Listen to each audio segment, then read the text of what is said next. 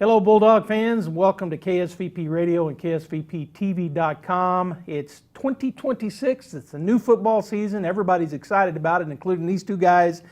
I'm Joby Hodling. This is Coach Moppin with the Artesia Bulldogs. And, Coach, what a great time of year. So super excited. And we got Carlsbad at home.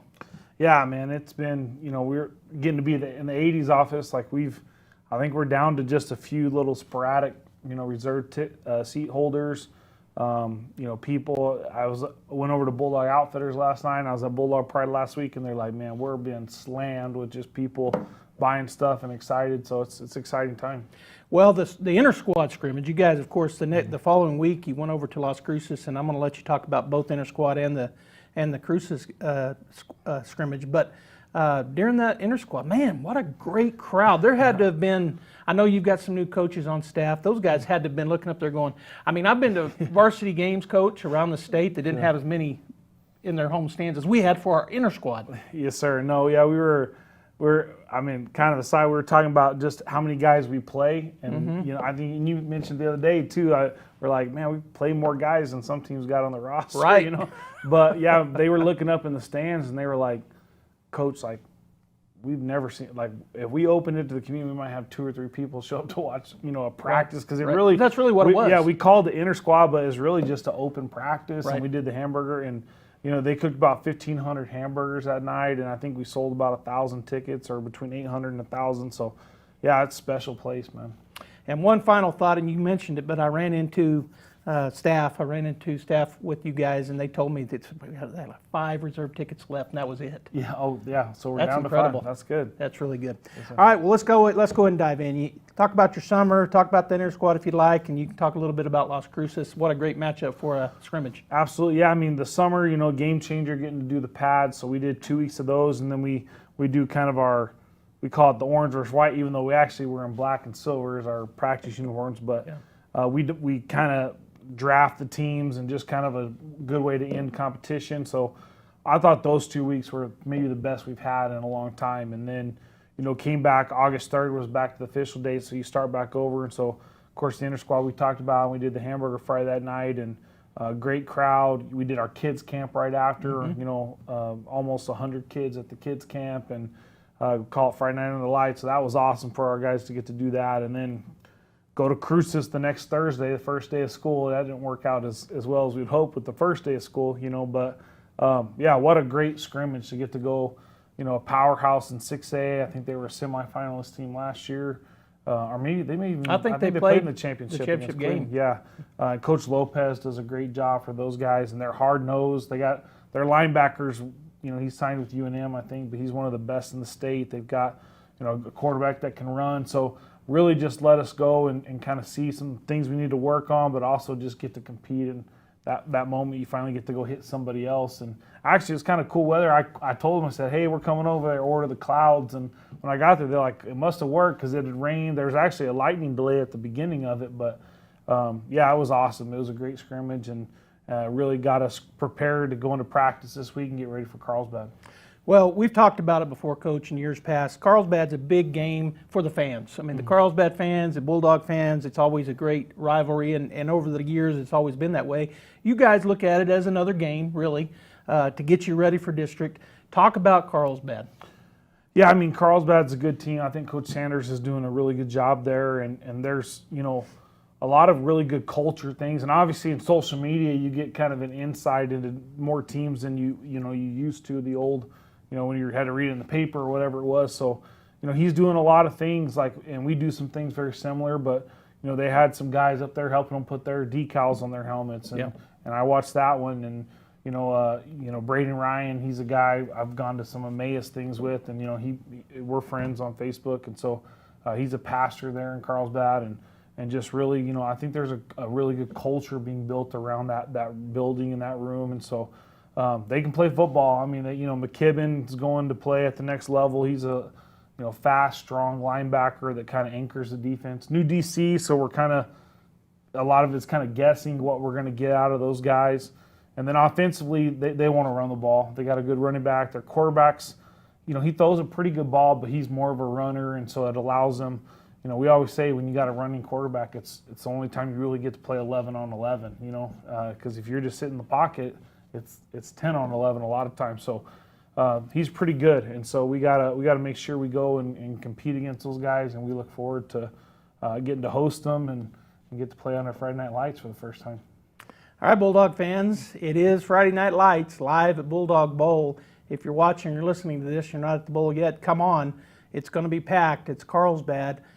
Coming up here on the pregame show, of course, we'll have a scout team coach. We've got Coach Acosta this week. He's going to talk about Carlsbad, and we'll introduce some players to you, the seniors probably, and also we'll have a little bit of a short pregame, Robbie and I, and then we'll be kickoff Friday night.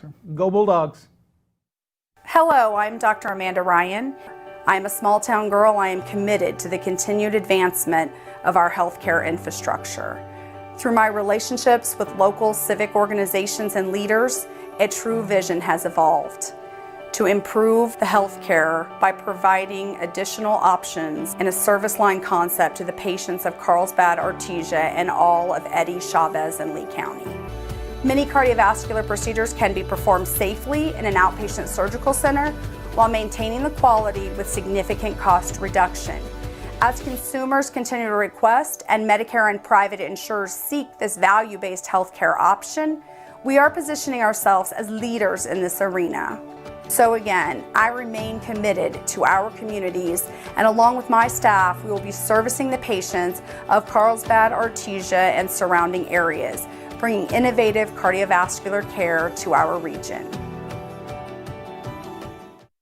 Bob Reed Pest Control is committed to providing the most modern pest management solutions for homes and businesses. Bob Reed can handle every aspect of pest control, from general insects to trees, shrubs, yard treatment, and commercial weed control. And they're the only Centricon termite colony elimination system authorized operator in Southeast New Mexico. No job is too big or too small. Bob Reed Pest Control, Southeast New Mexico's pest management professionals. Find them online at bobreedpestcontrol.com or call 575-623-5344. Serving all of Southeast New Mexico. Mac Energy Corporation is working to develop today's energy with tomorrow's technology. Technological advancements in recent years have presented new possibilities for exploration. Mac Energy strives to use these advances and stay abreast of innovative technology to ensure that our company is a forerunner in the quest for energy in the years to come. More importantly, Mac Energy Corporation is committed to being an advocate of the communities around us as we focus on youth, education, and innovative projects that address local issues. To learn more about Mac Energy, our affiliates, and our commitment to our youth and community, visit us at mec.com. Home health care is health care in the comfort of your own home when you cannot care for yourself. Home care services can help someone who has chronic health care issues, medical setbacks, or health impairments. J&J Home Care has the best skilled nurses and therapists for any of your special needs. So why pick a stranger to care for those you love when you can pick your beloved neighbor with over 30 years of experience? J&J Home Care is here for all your home care needs. Call us now at 575-746-2892 or visit us at jjhc.org. There is a difference. We're involved in the community. We believe in this area, and we reinvest locally to help the local economy. Artesia Credit Union, member NCUA. There is a difference.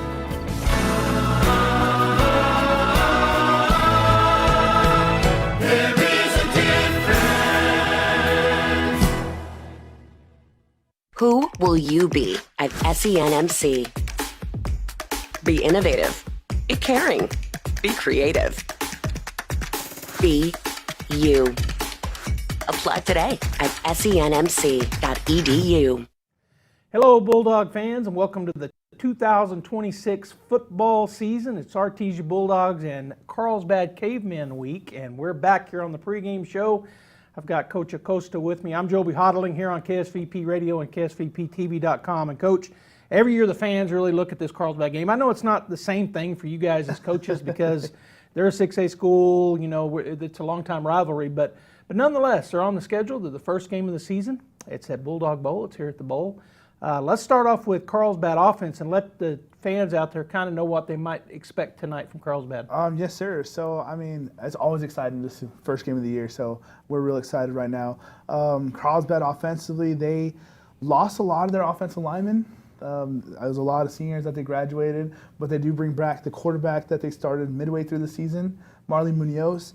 He started about halfway through the season after Eloy Lopez last year got hurt, and I mean he led them to a first round victory in the playoffs. So I mean he's pretty good, pretty talented kid, can run the ball really well. And then they bring back Brock Wright, who, in my opinion, one of the better running backs that we'll see all year. He's a good downhill kid. I actually got to talk to him during the Highlands camp we had over here, and honestly, he's a great kid to talk to. He gets real excited for this game, so it's gonna be fun just to have that kid, and he has a motor on him. What are we expecting to see him come out in? Are they going to be any kind of a spread? They're just going to run because of that? The quarterback can run and what do you think we're going to see there? Run-pass ratio? We don't have ratios just right now, just because first game of the year, and not a lot we saw in the scrimmage. But I believe they're going to live behind that running back. They're going to try to spread the ball out just to run the ball. So spread out the offense yes, to get a running lane. A lot of 11 personnel. They do bring back their tight end from last year. He wore number 8 last year, so I mean he's a big kid too, and I think he put on some more weight this year, so he can get down. And they want to run behind him a lot. If it's not going to his side, they want to bring him back across the set and have him crack down on a defensive end. So I believe they're going to try to run the ball a lot. And if they're trying to pass the ball, they're just trying to leak that tight end out. They want a lot of their offense revolves around that kid. All right, well, let's talk, before we get to the defensive side of things, let's talk about their special teams. And is there anything unusual that you think we might see, or are they going to be pretty straightforward? I want to, again, we're just taking a guess right now. Last year they went with 6-4 on the kickoff, but I mean nothing too special. They have a really good kicker they brought back from last year, who he'll put in the back of the end zone. He'll kick deep field goals. So I mean, if we can keep him out of that green zone, we'll be fine keeping him out of the field goal range. But for the most part, yeah, they're going to take shots with that kicker as much as they can, because I mean he has a boot just like Corbin Dominguez a little bit, so he'll kick the ball out of the end zone and honestly put them in scoring position if you get across the 40. Well, I like to hear that, because sometimes when they're going to kick it deep, because we got the return capabilities, and sometimes they don't get to the end zone, and then you got us returning it. They missed twice last year. Yeah, getting into the end zone. We got to run the starburst, so it's nice. Yeah. All right, so let's go ahead and kick over to the final phase of the game, the defensive side. And you mentioned off camera they've got a new defensive coordinator, so you're not 100% sure what we're going to see, but you do know you got to see them scrimmage, and so, or at least probably saw some film or something. Yes, sir. We got to watch their Alamogordo scrimmage, so it's a little taste of what they're going to be into. We think they're going to be 4 down, and leave Colton McKibben in the middle, kind of just funnel everything to him, which I think that's the smarter play. That's our D1 kid, so might as well ride with him. They bring back Sean Cruz on the defensive line, who honestly is a great kid. He has a motor.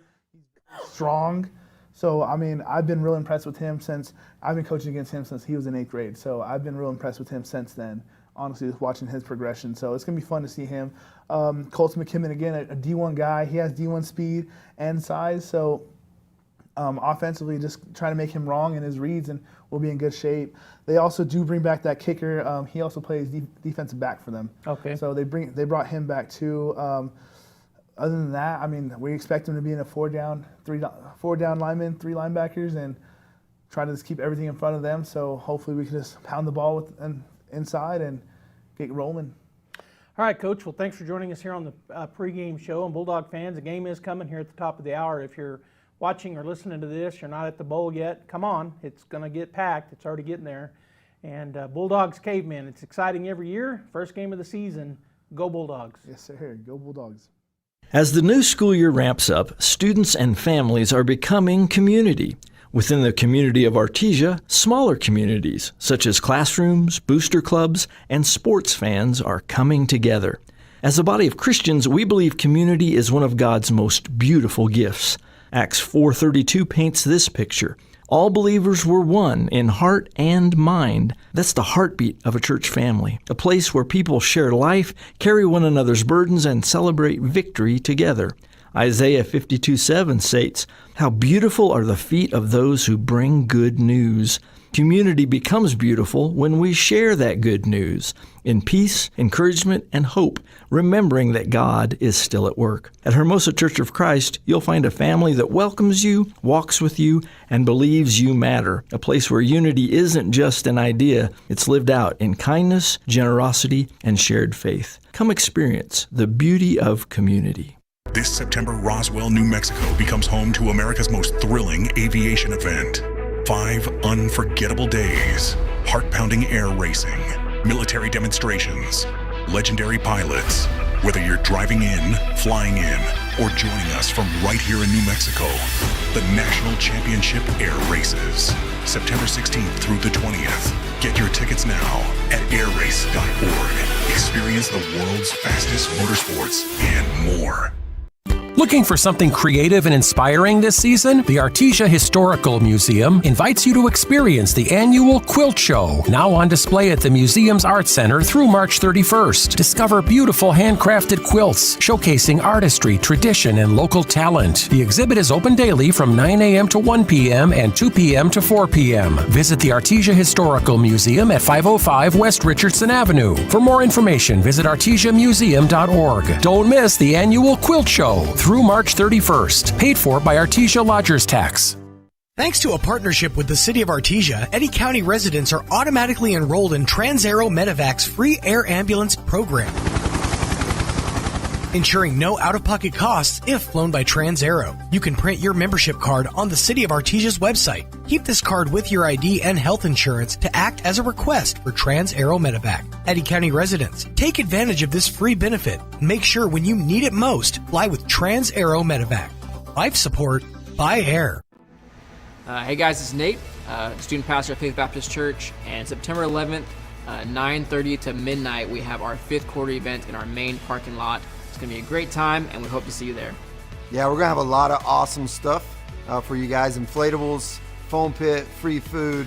It's just going to be a great time. Cash cube prizes. Invite your friends. We'll see you in the parking lot September 11th. Go Dogs. There really is no one quite like you, and no one quite like the ones you love. At Turpinning & Son Mortuary, they take pride in providing families with the best service possible. The phrase, "we make it personal," is not just a tagline. It's the way they conduct themselves every day as they honor the ones you love in their own unique and special way. Located at 611 West Grand in Artesia. Visit artesiafunerals.com to learn more. Turpinning & Son Mortuary, proudly serving our community and your family since 1954.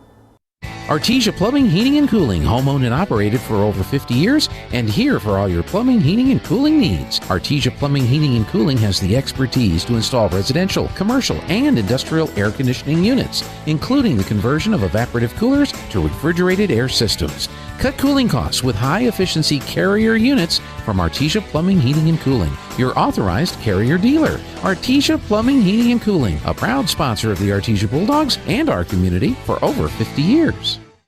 My name is Tate Trost. I am a manager. My parents' names are Philip and Vanessa Trost. My favorite subject is English. My favorite thing about being a Bulldog is just being a part of the team. My name is Gavin Peck. I am manager of the football team. My parents are Eli Peck and LJ Whitlock.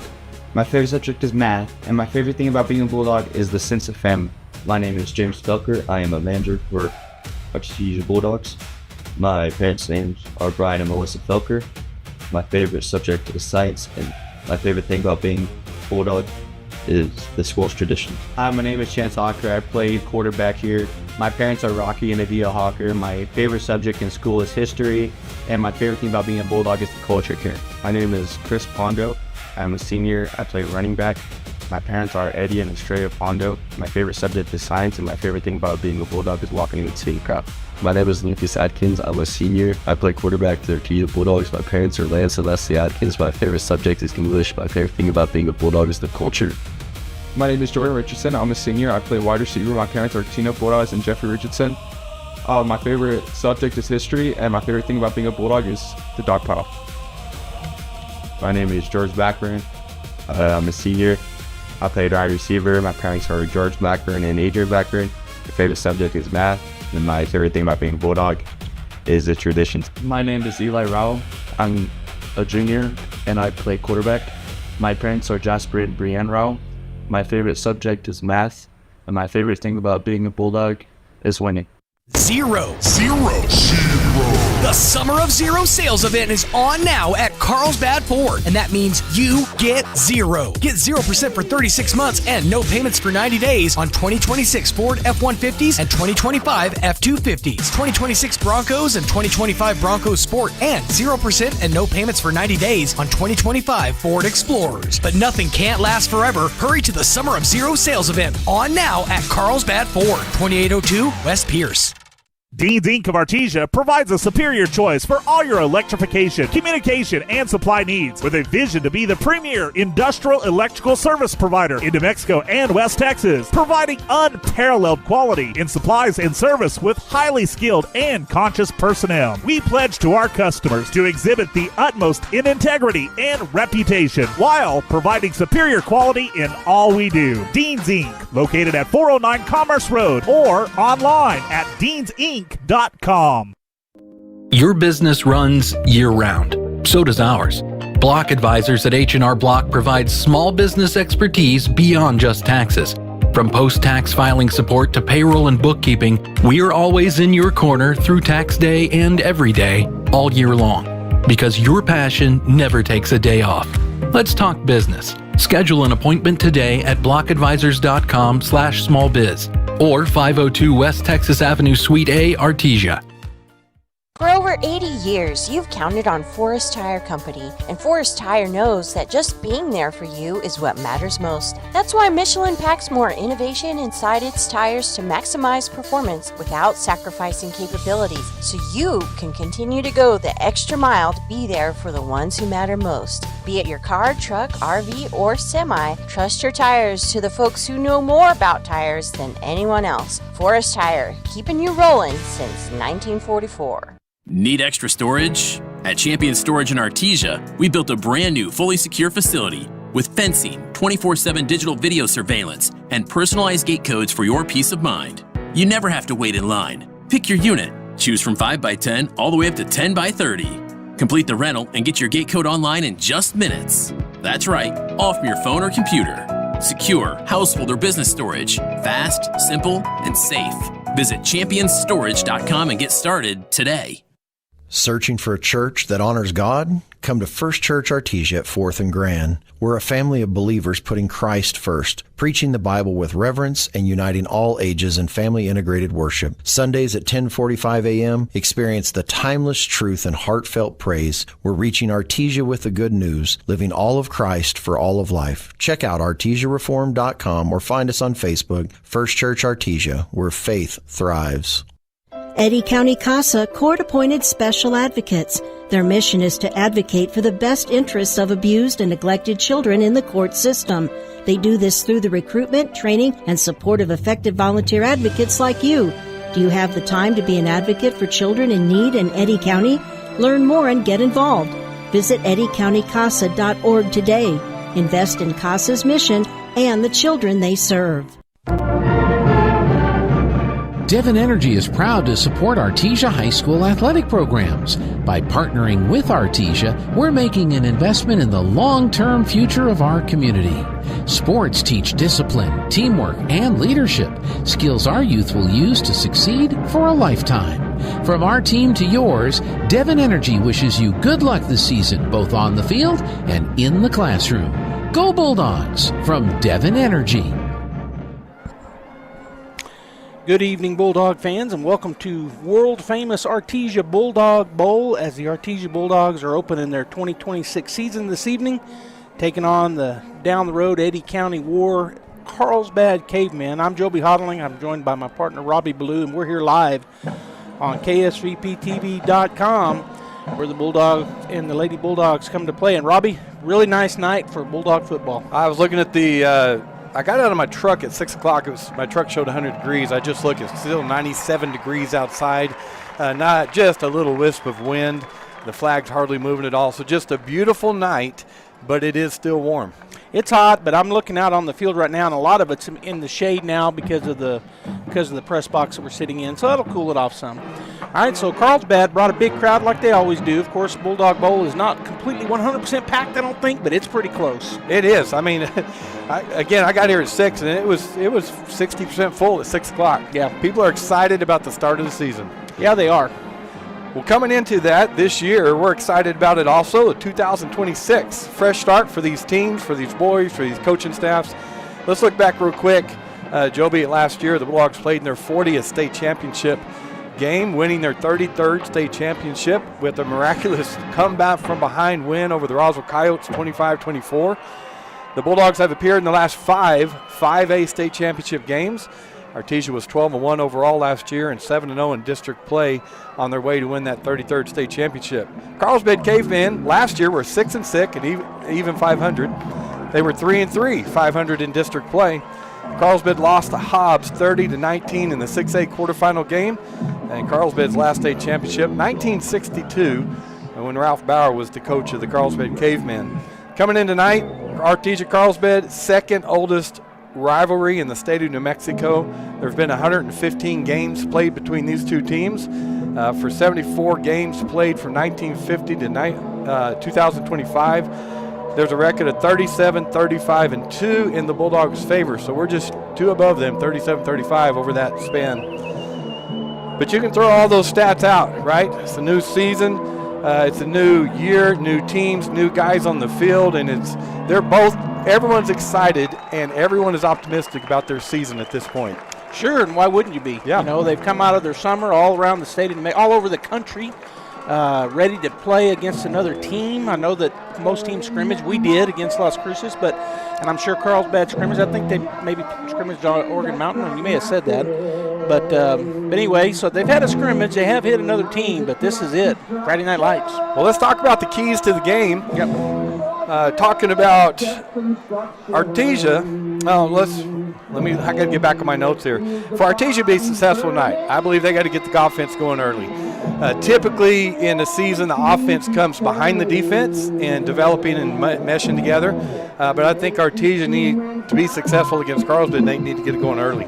Yeah, that's what Artesia wants to do. Very seldom do we not start with the ball, because if they win the toss, they usually defer it. If we win the toss, we usually take it. I missed the toss, so I'm not sure. They won it and they took it. Oh, so I was backwards then. Yeah. Okay. Second key I think we need to do is stop the running game in the Cavemen. They've got, as far as all my reading and study, they got a D1 running back in Brock Wright. They got a good offensive line in front of him, and we'll talk more about him in just a minute. But we're going to have to shut down that running game because they're going to want to establish it early and often. Yeah, they're going to be running hard, and you're exactly right. That's what the Bulldogs are anticipating. And then we got to win the turnover battle. Early in the season, it's easy to make those mistakes and throw the interceptions, not hang on to the ball, and those can be huge momentum shifts in a game. So the Bulldogs need to limit those tonight in the first game. Well, it is the first game, and so as you said, sometimes you have those mistakes, but it'd be great to see the Bulldogs not have them. And then for Carlsbad, I think they need to be successful by disrupting the Artesia offense. They need to get us out of rhythm, get the Artesia Bulldogs out of rhythm, because our offense operates in sync. And so if they can get us off balance a little bit, they'll be successful. Yeah, and you'll see that. My guess, and we really don't know, they got a new defensive coordinator, but I bet you we see some stunts early. Oh, yeah, absolutely, and put a lot of pressure on the offensive line. They got a D1 middle linebacker, too. Yeah, we'll talk about him. And then we need to use Carlsbad needs to use the running game to control the game. We talked about how we need to stop it. Their goal is to use it to control the game, to get it to right as much as possible, to get him some lanes, and then control the clock with it also. All right, so good keys to the game right there here at a packed Bulldog Bowl. I'm going to go ahead and get the starting lineups. The starting lineups for the Carlsbad Cavemen, brought to you by PVT. And let's take a look at their offense first, because they're going to be on the field first. Starting out at wide receiver, Jaden Harper. He is a senior, wears number 4. Number 20, let me see here if we got his name on the lineup somewhere. They have a question mark on our lineup sheet, but so I'm not sure who that is, because there's not a number 20 listed on any of the lineup cards I have. But he's starting at slot on the left side. Number 77 is Martinez at the left tackle. Edsero is number 54 at the left guard. Number 72 is their center. It's Lujan, I'm sorry. Montoya is the right guard, number 76, and Nava, number 70, is playing right tackle. On the other side, they've got a slot. Flores, he is the slot, and then Wilson, the wide receiver, wears number 6. And by the way, Flores wears number 8. Quarterback, number 2, Marley Munoz. He played some last year, became the starter in Carlsbad, so he's back. And then Brock Wright, the aforementioned running back, he is going to run downhill hard. He's number 27. The starting defense for the Cavemen, again brought to you by PVT. Number 21, Gonzalez, is playing left corner. Number 3, Ananins, is playing over on the right side corner. Number 5 is Valencia, playing safety, and the other safety is number 18, Perez. The linebackers, Barta, number 11, McKibben, the aforementioned middle linebacker, wears number 9, and King, number 31, is the other outside linebacker. Gaitan, number 33, is on the left end. Cruz is a tackle, number 99. Rubio, number 46, tackle. And Morales is a junior, and he is number 88. He's the other defensive end. And that was the starters for the Carlsbad Cavemen. Again, brought to you by PVT. We'll get the Bulldog starters here in a minute because we're lined up and ready to go. And we got number 85 is going to kick off for the Bulldogs tonight, and I believe that's Caden Chavaria. One of our starting senior kicker is sitting out tonight, I believe, Dominguez, and we'll be playing hopefully against Hobbs next week. But Chavaria with the kickoff. All right, first kick. It's going to be a little pooch kick.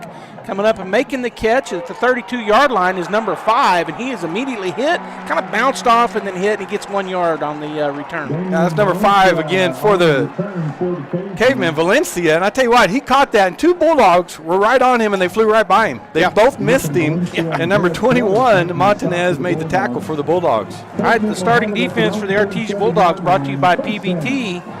It goes like this. Back in the backfield is Montanez, number 21, Mojeco, number 19, Flores, number 27, and Ruiz is the other corner, number 28. Linebackers, number 49, Carrasco, 53, Robles, and 39, a sophomore on defense, Rodriguez. That's Logan Rodriguez. I'll give you the down lineman after this play. They got a little bunch set over on the short side of the field, Robbie, starting off on the left hash, going from the north to the south, or the Carlsbad Cavemen. Snap is back, little movement there, but nobody was offsides and they didn't move, and that's a great tackle by the Bulldogs. Now they're unbalanced on that left side with that trip formation, and number 49 for the Bulldogs came flying through there, Zeke Robles, and just ran right behind the blockers and made the tackle for the Bulldogs for a loss. Loss of 2. It'll be second down and 12, 11:36 and counting. We just got underway. Down on the line for the Bulldogs, number 10, Ivan Chavez, number 67 at tackle, Baeza. Defensive tackle on the other side is number 70, DePorto, and then also we might see 79, Valencia. And then the other defensive end, number 52, Loya. Again, brought to you by PVT, and Carlsbad setting up with a second down and 12 at their own 35-yard line on the left hash. Here's the snap, going to turn, fake the handoff. Quarterback's going to keep it. Boy, the Bulldogs just swarmed to the ball, Robbie. 3 Bulldogs came and hit him as he took that. Let me go ahead and cover real quick. The starting quarterback, Marty Munoz, started last year for them. He had 103 attempts, threw for over 1,500 yards, but he also rushed for 868. He accounted for over 2,000 yards rushing for them. He's a dual-threat quarterback, and they pulled left guard and left tackle around to the right side, tried to get him in behind it, but Bulldog defense just played that really well. Oh, they swarmed it. It looked like they knew it was coming. All right, so the clock continues to kick. That was a loss of about 3. Actually, it was a loss, 3. So it's third down and 15 at their own 32 as they're now on the left hash. Trips to the wide side. 1 running back in the backfield is it's going to be a run. Quarterback run. He's got a wide open field. He's to the 45, to the 50. And oh no, and that might be a penalty. But no penalty came in. But he gets the first down. Yeah, had a great rush on him as he set up to pass. And then he saw a lane and he ran by all 5 defenders because they were just getting depth. And then there was no linebackers. They had dropped back into coverage. Number 21, Montanez, made sure that he went down. All right, so a big first down pickup for the Cavemen. It'll be 1st and 10 on the Bulldog side of things at the Bulldog 48-yard line. Big pickup on a 3rd down and long. They're going to come out with 2 running backs in the backfield as Munoz is between them, and now they're going to swap sides, McKibben and number 16. Receiver on either end and an X-back on the left side. Going to hand it off to McKibben. I don't know. Yeah, it is McKibben. He's going to just kind of push forward, Robbie, and pick up about 5. There's about 5 Bulldogs in there, but the first one in there was number 79, Ethan Valencia. And I said McKibben. I meant Wright. Yes. Yeah. Brock Wright, real quick, 6 foot, 195-pound senior running back, 197 rushes last season, was over 1,000 yards, over 1,100, and had averaged 98 yards a game. So that's why we're talking a lot about him. My understanding is he's already signed for D1 UNM to play for them. Yep.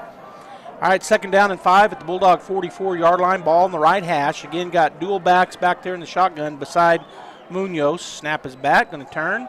Hand it off again. Wright hits a hole, and he starts to pull through, and somebody held on and got him down close to the first down. Well, you can see a difference there. Colt Majeko came up hard and filled the hole, but Brock Wright just lowered his shoulder, kind of ran through him and picked up another 4 yards. He held on, like you said, but it's a short 3rd down. 3rd and 1. Ball remains on the right hash. Opening offensive set for the Carlsbad Cavemen. Again, with the pair of backs in the backfield on either side of Munoz. They might go for a pass right here. No, it's just going to be a straight run, quarterback run. He's going to pick up the first down plus a couple.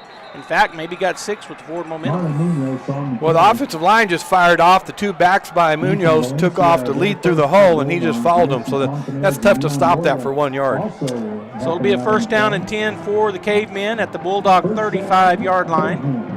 8:17 and counting to go. If you're listening on the radio, the Bulldogs wearing black with orange outlines or orange helmets. Carlsbad, silver pants and white shirts, silver helmets. 1st and 10, 35-yard line. Right to the right of Munoz in the shotgun. Kind of got it overloaded over here on the short side of the field. He is just going to be a quarterback run.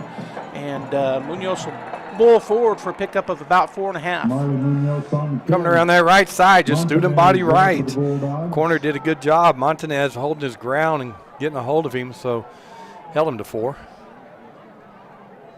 Gain of 4 on the play. 2nd down. All right, so it'll be 2nd down. Well, they're going to put him up on the 30. They are. I thought it was about 4.5, but nice spot there for the Cavemen. All right, so they're still on the right hash. Pair of running backs again in the backfield next to Munoz, the quarterback. Slotting it wide out to the wide side. 1 receiver to the near side. In the shotgun, Munoz looks over the Bulldog defense. Snap is back, going to turn, hand it off to Wright. Wright goes through on the right side. He kind of cut back against the grain. He picks up the 1st down.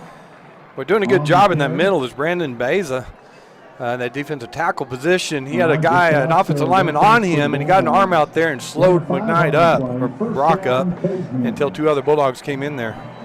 So what we're seeing here, Robbie, this first series is one of the keys to the game for the Cavemen. Right now they're controlling the ground and controlling the game clock. We're going under 7 minutes here in the first drive.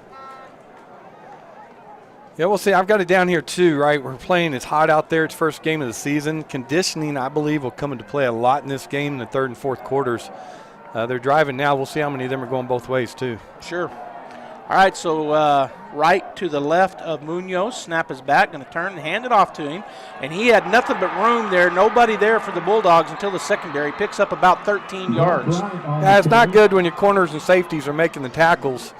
As number 39 for the Bulldogs, Logan Rodriguez, 2nd man in there, as Montanez was in on it also. So not a lot from the linebackers right now, and that's who you want. The defensive linemen or linebackers making the stops.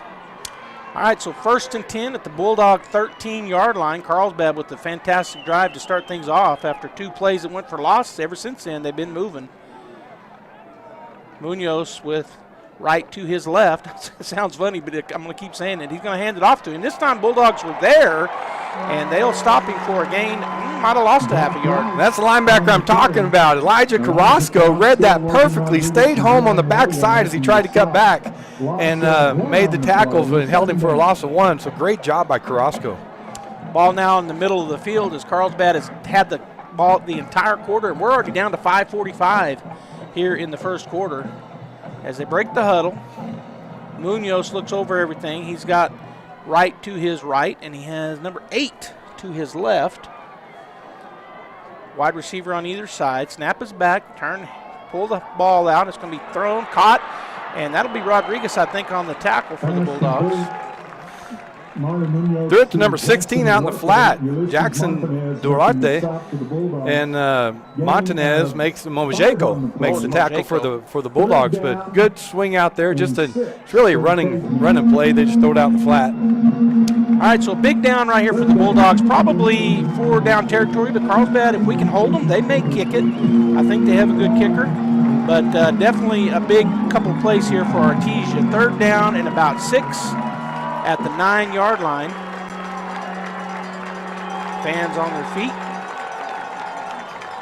Carlsbad making some adjustments. They're going to get overloaded over on that left side. And we're going to have a timeout taken by Carlsbad.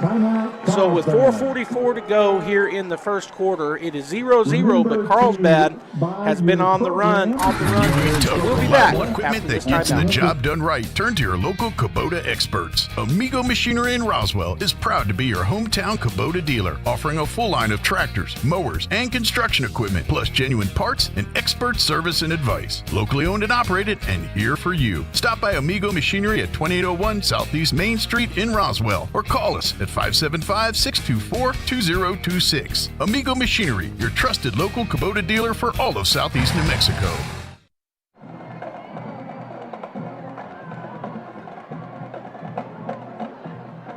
All right, welcome back here to Bulldog Bowl. Robbie Blue and Joby Hodling here on KSVPTV.com. We're on KSVP Radio as well. AM 990 and FM 93.7.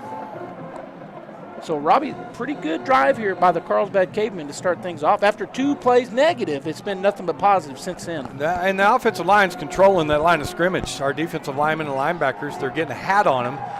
So it's 4 or 5, 6 yards of carry, which after 2 or 3 carries is first down. So they're doing a good job. Big time overload on the left side, ball on the right hash. As the snap is back, Munoz will keep it. He'll cut into the grain, and it looks like he got the first down. It'll be 1st and goal for the Cavemen. Well, he just kind of let his blockers get out in front of him, and then he saw a lane, and he cut up the middle, and Jared Flores, number 27, made the tackle. But as you said, he got the first down, so 1st and goal. 1st and goal at the Bulldog 3-yard line. 4:40 and counting here in the first quarter. They've had the ball the entire first quarter. All right, they're going to go. They were heavy left on that last play. Now they're in a balanced scheme with right to the left of Munoz in the backfield, shotgun.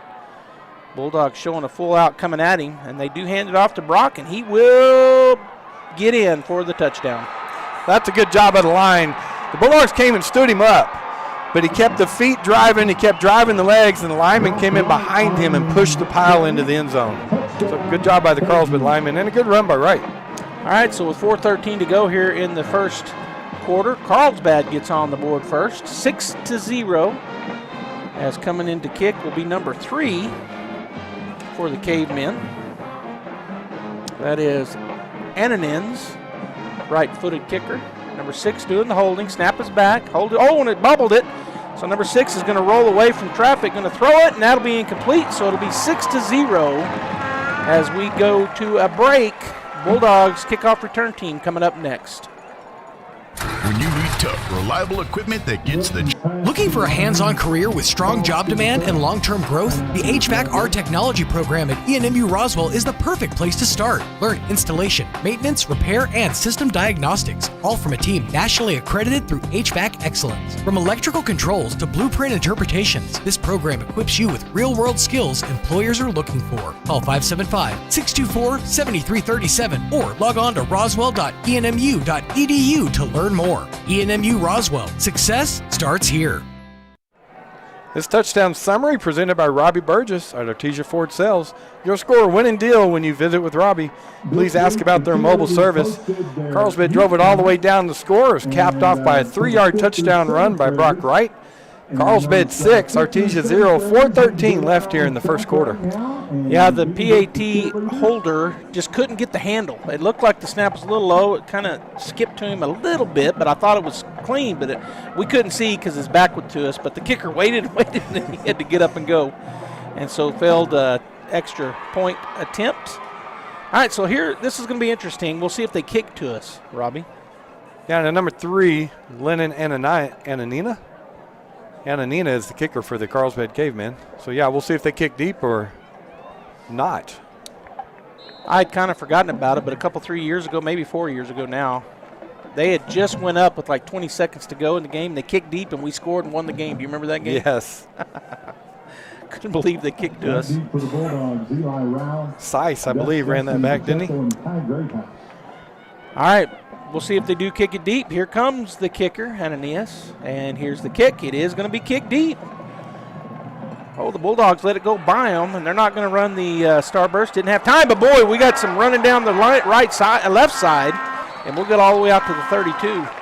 Well, they let it hit the ground, which is rule number one, you don't do. Yeah. But Destin Pacheco picked that up and just went to the left side, got a few blocks, so still got it to the 31-yard line, so good field position. And the Bulldogs will start off on their left hash, going from the south to the north, down 6-0 here with 4:07 to go in the first quarter. And coming out for the Artesia Bulldogs, number 13, I think, Lucas Atkins. We got number 10 on my starting lineup, but he's number 13. So he's going to be in the pistol with a running back behind him. Slotting it wide out to the far side, going to turn and hand it off. And there was a man there, but he missed the tackle. And we're going to pick up about 3 yards. So let's go ahead and talk about their middle linebacker real quick, who's flew in there. That's 6'3", 225-pound senior linebacker Colton McKibben. He had 111 tackles last season from his linebacker position, averaged 10 tackles a game. But that was a great job by Christian Pondo. When he took that, he sidestepped him. So good job to avoid that tackle for loss. We got a slot back cheated in over there, going to get down in his stance, looks like, as Atkins in the shotgun, brings him in motion. Snap, going to hand or a little toss forward, so that'll be a pass. And nowhere to go. That's going to be a loss of one, it looks like. Handed it to Eglin, number 26, trying to get around that left side. Number 18 for the Carlsbad Cavemen made a great open field tackle, and that's Perez. So good job, long third down for the Bulldogs. All right, so 3rd down and 7 after the loss of one. Bulldogs are going to have twins out to the right side. They've got a really kind of a tight end over there. So 3 receivers on the left side as Atkins looks over the defense. They're going to rush 6. He's got time. He's going to go deep. He's got a man. Oh, they grabbed him. Where's the penalty? There it is. That'll be a first down. So that's number 88 for the Bulldogs going deep. And 21 on the defense. So that's Kai Greathouse. Great speed down the field. Running right with him was 21, Noah Gonzalez, but Noah reached out and held him back. So they did call it, did throw the flag.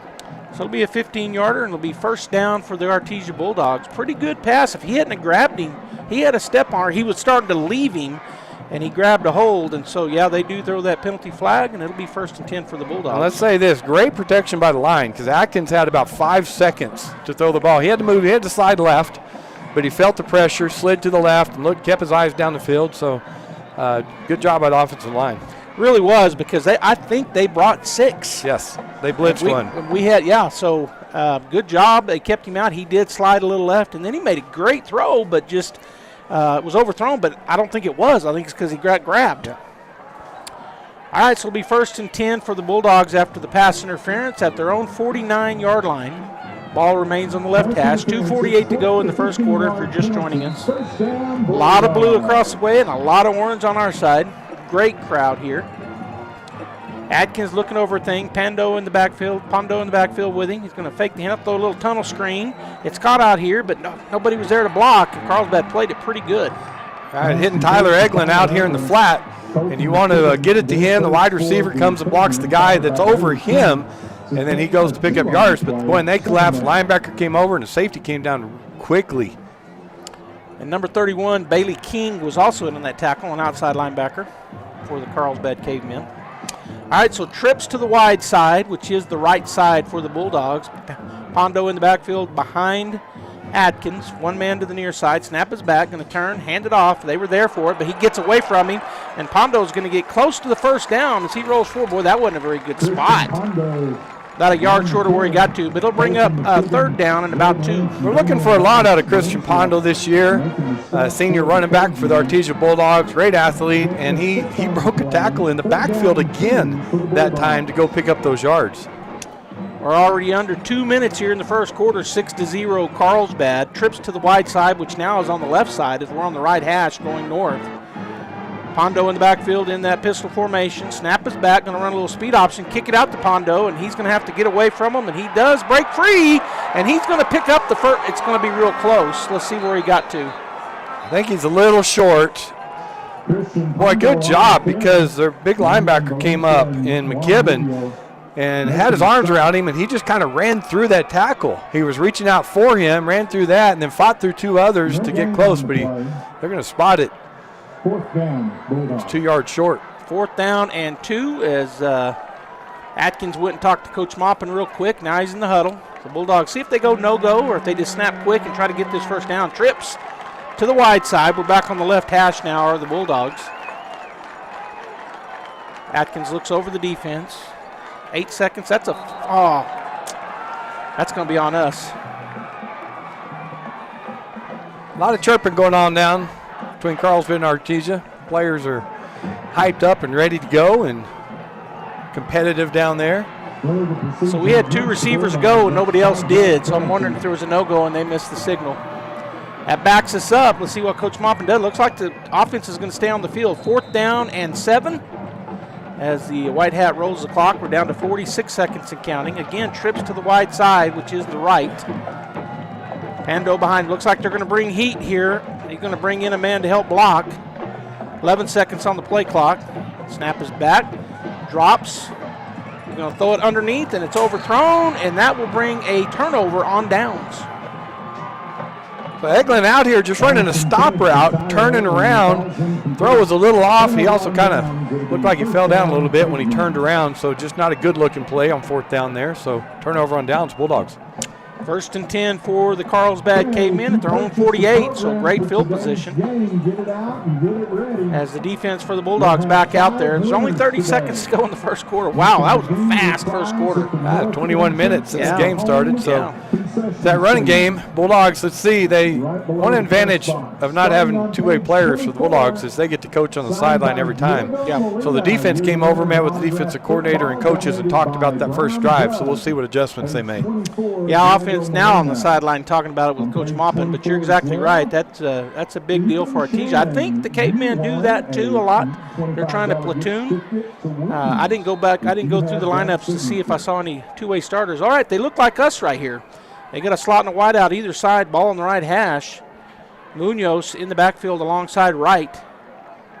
Here comes a man in motion. Number 14, snap is back, turn and hand it to right. He's got a wide open middle of the field, and he's going to surge forward for a first down. Boy, just the line's doing a good job on ours right now. Colt Majeko comes up and makes the tackle, but not after a good gain. Robbie, that was a wide open hole. There was nobody there. Good blocking by the Carlsbad offensive line, and 22 seconds now, and they'll roll the clock after moving the chains. Pickup of a 10. Probably going to be the quarter. Looks like it is as Carlsbad offense is heading off, so the quarter will run down here. 8 seconds to go. We'll go to the second quarter, and we'll go ahead and take a break. It's 6-0 Carlsbad over Artesia.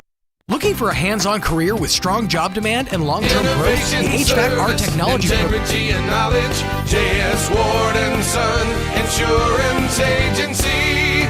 Auto and home, life and health, personal and commercial. Bonds too, since 1925. We have the coverage for you. Innovation, service, integrity, and knowledge. J.S. Ward and Son Insurance Agency.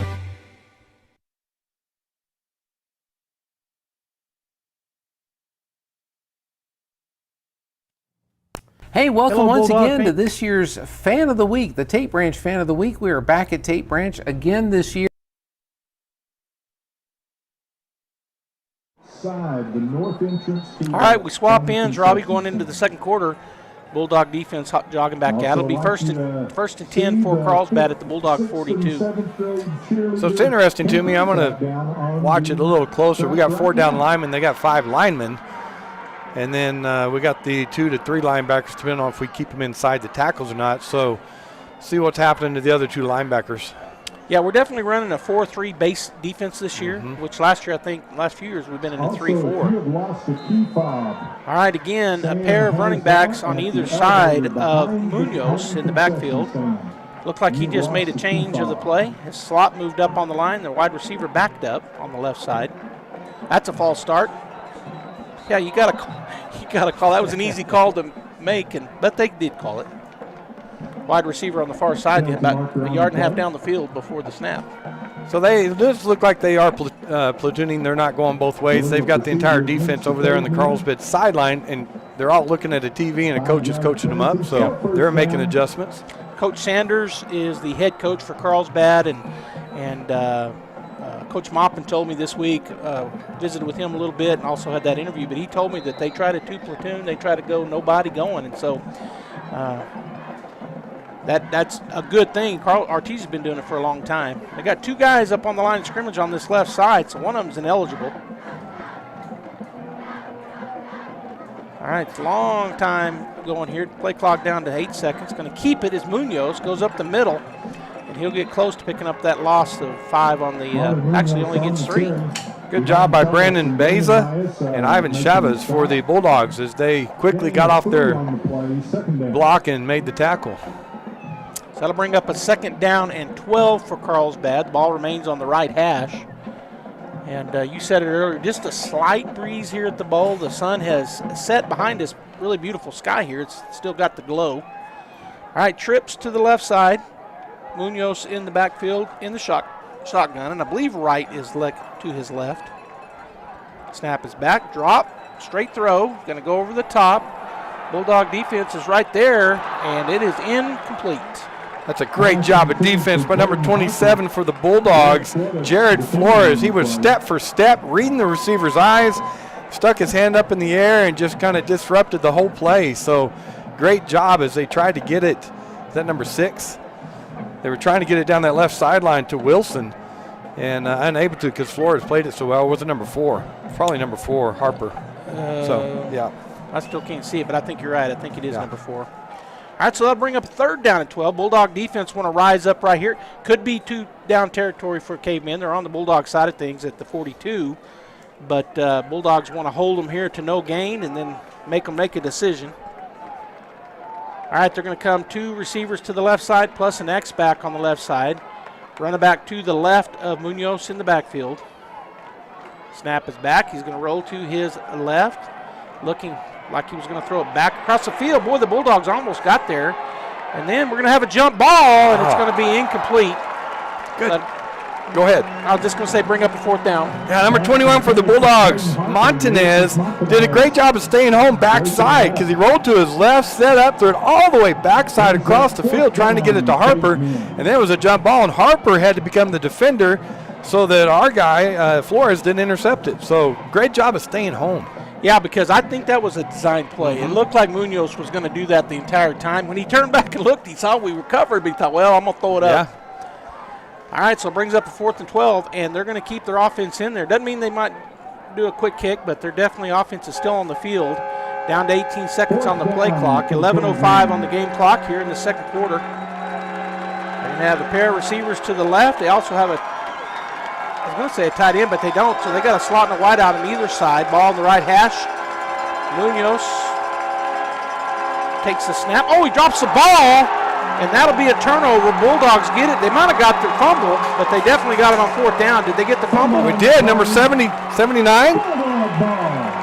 Yeah, number 79 for the Bulldogs coming out of that pile, and that's Ethan Valencia recovering that fumble for the Bulldogs. Would have been ours anyway, but he gets credit for a fumble. And that's a great fumble recovery for the Bulldogs. Don't you fumble away a great deal on your next truck or SUV. Fall on a great deal with Perry Connor at Artesia Ford Sales. So the first turnover of the ball game in a turnover fashion with the fumble. The Bulldogs have turned it over on downs, but turnover with the fumble. 3 receivers to the right side, which is the wide side. Atkins takes a snap, going to turn, hand it off, nowhere to go, but he kind of sidesteps, and he's going to be wrapped up and no gain. And that was the Bulldogs running back, Pondo. Now you watch our defensive line, and their offensive line is pushing us back a little bit. Not bad, but just a little bit. Right then, you saw the defensive line push our offensive line back a little bit, so not a lot of area to go for Pondo there. He did get back to the line of scrimmage, so it'll be second down and 10. 10:31 and counting here in the first half. 6-0, Carlsbad. Atkins again. They've run a lot with the next back for the Bulldogs. Kind of a new set. We hadn't seen much. Snap is back. Going to turn, fake the handoff. Going to throw it over the middle. That's caught by number 13, I think.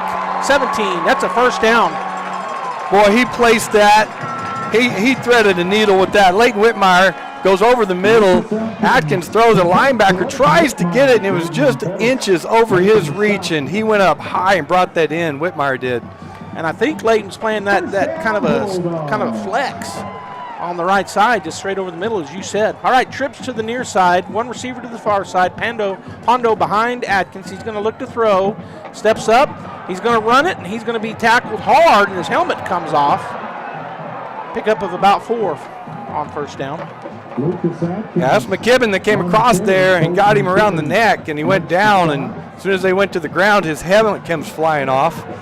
And, he's got to come out for one play. Looks like Chance Hawker, the sophomore, is talking to Coach Maupin as Atkins comes off. Atkins, he don't look like he's hurt. He's just aggravated because his helmet got knocked off his head. Oh, he was mad when he got up. Yeah. All right, so I think that is Hawker, and I think he's wearing number 17. No, number 10. Number 10. I'm sorry, I was watching 17. That's Whitmire. Yeah. All right, 9:15 to go and counting here in the first half. Second down and 6 for the Bulldogs at the 30-yard line of the Cavemen. 3 seconds. 2 seconds, going to have to take a timeout. So Coach Maupin took a minute over there on the sideline. And they'll come across. So we'll go ahead and take a timeout as well. 6-0 Cavemen, 9:07 to go in the first half.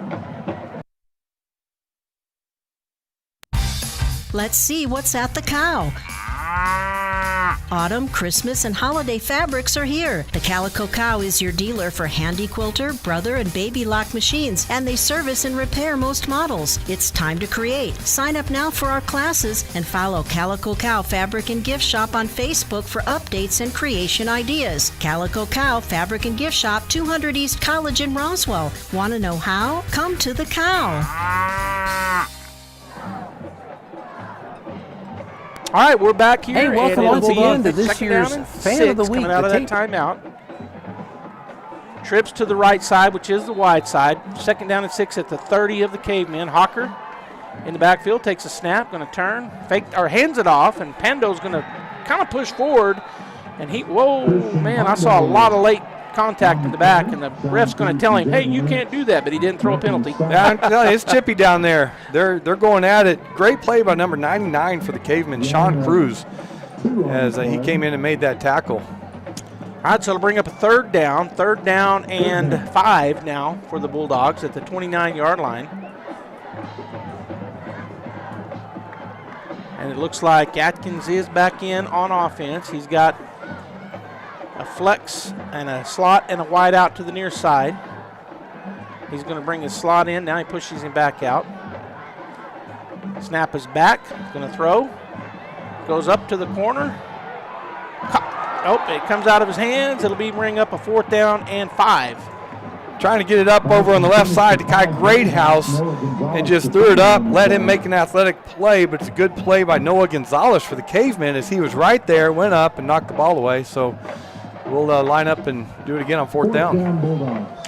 All right, Atkins comes over and gets a word from Coach Maupin. Now he goes back out to the huddle.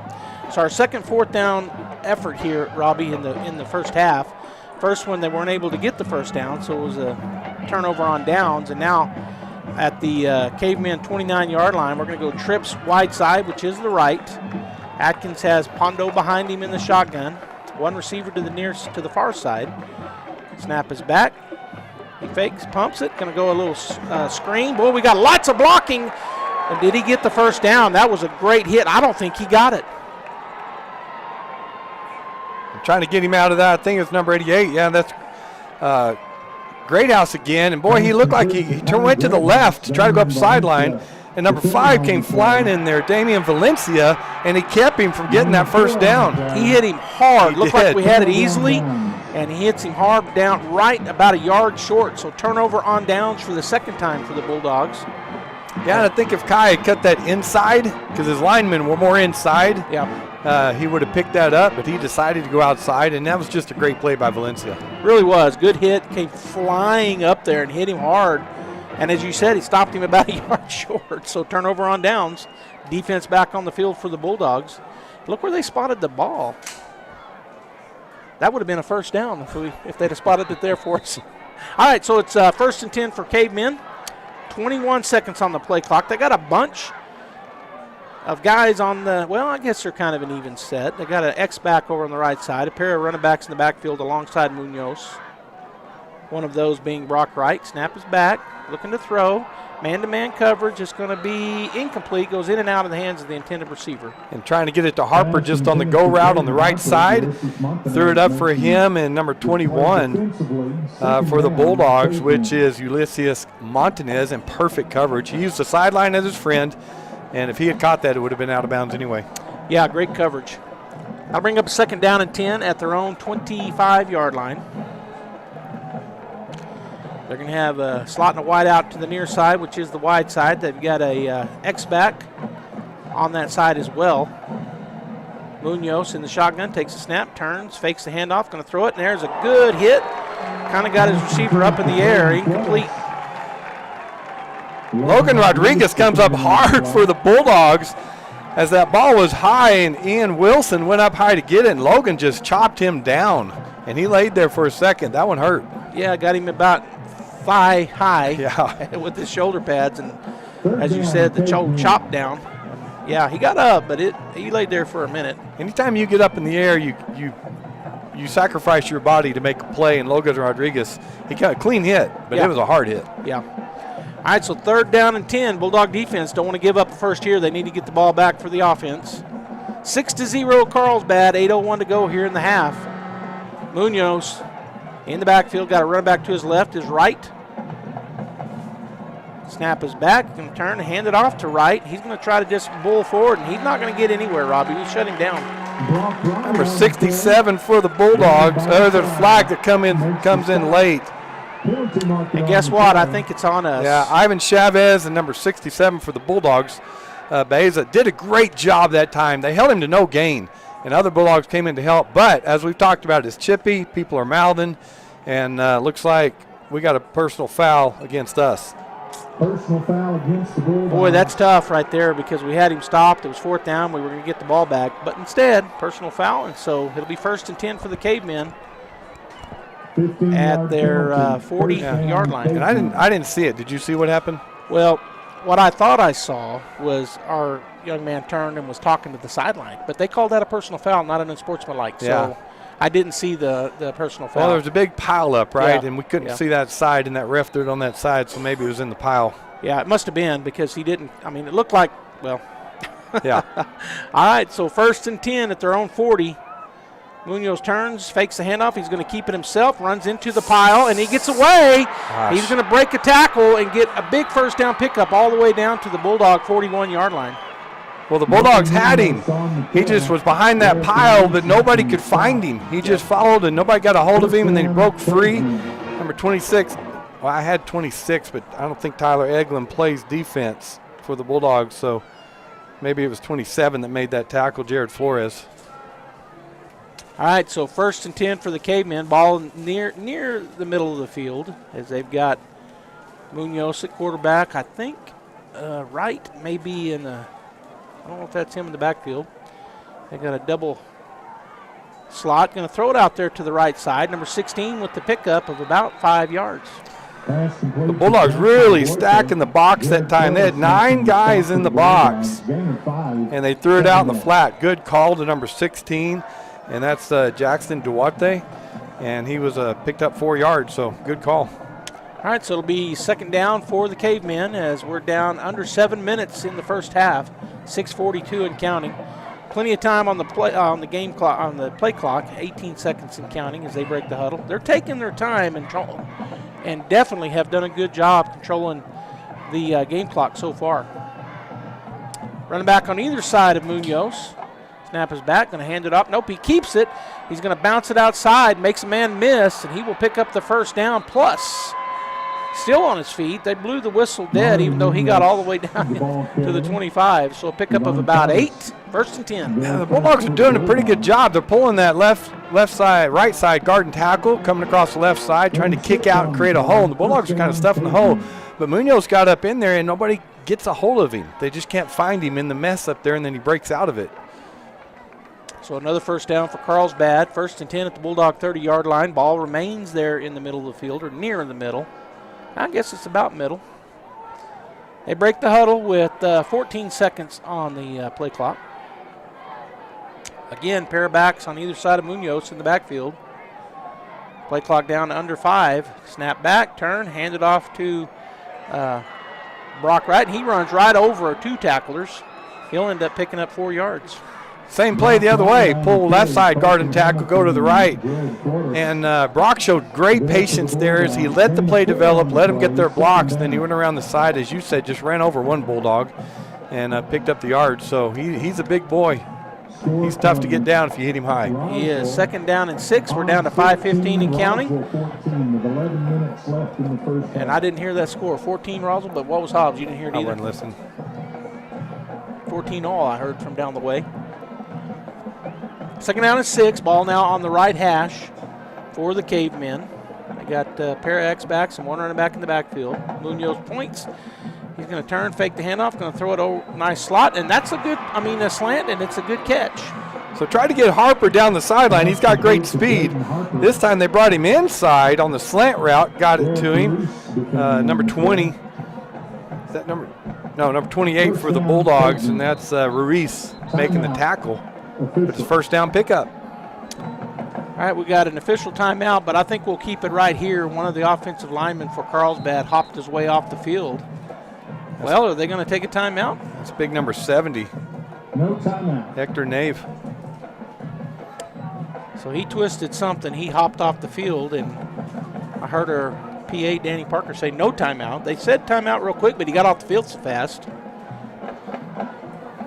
1st and 10 for the Cavemen at the Bulldog 18-yard line. 4:49 to go here in the first half. It's 6-0 Carlsbad. And that key to the game that you gave for the Cavemen, they are using it. They are. Man, they're doing a good job. They've sprinkled in some passes as well, but really handling the ball run very well. Ball on the left hash. Munoz looks over the defense for the Dogs. Snap is back, turn, hand it off, and Wright did not get touched. Touchdown, Carlsbad. Yeah, Bulldogs brought a blitz with the linebacker that left it open. Everybody got blocked, ran it straight up the middle. He was never touched as he went into the end zone. So the score now 12-0 with 4:27 to go in the first half. Carlsbad probably will go for 2 right here, would be my guess. Well, they're not going to. They're going to kick it unless they fake it. They line up for the PAT. Ananans is the kicker. So he does his couple steps over to the left. Snap is back, hold is down, kick is up, and the kick was good. 13-0 Carlsbad with 4:27 to go here in the first half. We'll be back.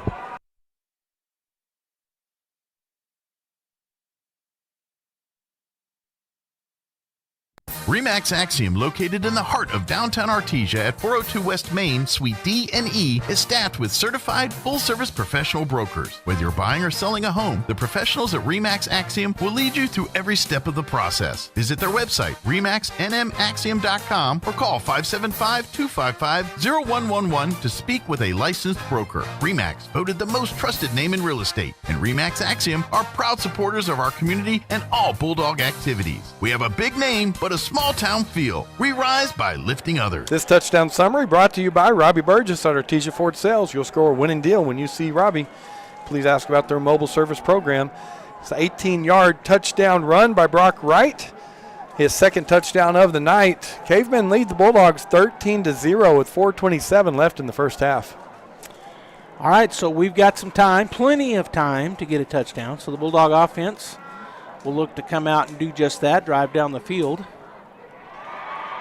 We've talked about it before, Joby. What these 6A schools do that the 5A schools have a hard time doing is they match up with our skill positions. Yeah. They match up well. We've thrown it deep, and there's been really tight coverage on our receivers so far because they match our athletes well. All right, they line the ball up almost on the left hash. Kicker ready to go. Counts out his teammates. Make sure there are not too many on the field. And the kick. He's going to do a little pooch kick. Oh, and it gets out of bounds. We'll see if the Bulldogs force them to kick it again or if we just take the ball. Looks like the offense is going on the field. As a coach, you're going, make them kick it again so we can run the starburst or, do something. But then you're going, you get it on the 40, past the 40-yard line. Yeah. You want to make them do it, but then conventionally you go take it on the 41. And that's where we'll be on the right hash as we're going from the north to the south, the Bulldog offense. 13-0 is our score. Carlsbad with the lead here in the first half as the Bulldogs break the huddle. Looked like there was a little confusion, but they got it figured out. Slotting a wide out to the far side, plus that flex. I'm going to call him, I called him an X-back, but snap is back. Atkins going to turn, hand it off to Pondo. He's going to try to break outside, and boy, they just were there for that one. Carlsbad's doing a good job. They're playing us straight up. They got 6 guys in the box, 4 linemen, 2 linebacker. Outside linebacker, as soon as he reads run, he just kind of comes in softly, so there's nothing on the backside, which Pondo tried to do. He tried to bounce that outside, and they're getting off the block. So Carlsbad's just really outplaying us right now. Break the huddle. They did get forward momentum of 1 yard. It'll be 2nd down and 9 for Artesia. Again, they got a slot and a wide out to the far side with that X-back. Off the left hip of the left tackle. Snap is back. Atkins looking to throw. He's in trouble, and he's going to be sacked. Coming around that back side from the left side. Let me get his number as soon as he gets out of that pile. It's number 13, Isaiah Gayton. Did a good job, but Lucas, boy, that pocket collapsed on him. He was trying to move up in it, and again, they're pushing our linemen backwards. Yeah, nowhere to go for him. 3rd down and 13 after the loss of 3. 3:26 and counting here in the first half. We're going to go more standard with trips now on the left side and 1 receiver to the near side, which is the shorter side of the field. Snap is back. They rush 4. Atkins going to roll away from pressure. He's going to throw it. Oh, just short hopped it out there. The receiver brings up a 4th and long. Yeah, he's rolling to his left. What they're doing is they got the trips man-to-man safety over top, and then they walk the inside linebacker out there. So they've got 5 defenders on our 3. He was open, but Lucas rolling to his left, it just hit 10 yards in front of him. He didn't get his shoulders around. Yeah, didn't get his hips or his shoulders around, and so it brings up a 4th down. And here's our first punt of the ball game. The last 2 4th downs we went for it, but this time we will line up as a punt, or at least in the punt formation. Boy, he's got a deep 15 yards back there. Greathouse is punting for the Bulldogs. Good snap. High punt, kind of fades it right to the middle. Going to call a fair catch. He touched the ball. Bounces perfectly for number 3, but I don't know if you can advance it on a fair catch or not, even if it's another guy. Well, it was kind of short, so the coverage was down there and the blockers were down there. He was trying to weave through all of them to catch the ball after the fair catch, and he couldn't get to it. And then it bounced straight to the other caveman. But Eli Rawle, number 16 for the Bulldogs, made a good open field tackle on him, and it does look like they're going to take him back. Yeah, you can't advance it, so even if it was another guy. Right, because of the fair catch, right? Because of the fair catch. So it'll be 1st and 10 for the Cavemen at their own 36-yard line on the right hash. They've got a pair of receivers coming out here to the wide side. They've got big number 9, Flores. He's listed at 6'1", 230, the senior. Actually, it may not be who I just said it was because that's number 8. So number 9 no, it is number 8. That's right. Keeping the ball is Munoz, and he will pick up some yards. Man, he's slippery. Well, that's why he had almost 900 yards rushing last year as a junior. We had a hit on him, and he does a good job of always going forward, falling forward, picking up the extra yards after the initial hit. So pick up a 5. It'll bring up a 2nd down and 5 for the Cavemen as we're down to 2:37 and counting here in the first half. Cavemen are going to line up trips this side to the near side. Running back to the right of Munoz. Snap is back. He's going to drop to throw. Throws it over the top. That's going to be caught. And chasing him down but can't get there is a Bulldog. Touchdown, Carlsbad. That's Harper, number 4. We've talked about him tonight already. He's got great speed. They tried to get it to him before, and they couldn't do it. Bulldogs in man press that time. That means our corner, Montanez, was right up on 1 yard off of him. And boy, he gave him a move, got about 4 steps on him, and he couldn't catch him. So a long touchdown pass there. That was from our 48, I think. So 48-yard touchdown pass. It's now 19-0 with 2:18 to go here in the first half, as Carlsbad was missing a man, but they've got plenty of time. 20 seconds on the play clock. They'll line up for the extra point.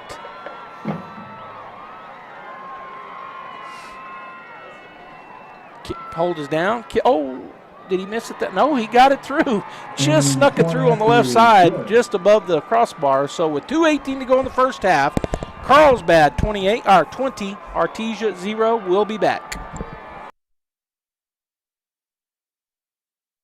Across the state of New Mexico, different journeys will begin. And when their journeys unite, together will become one experience.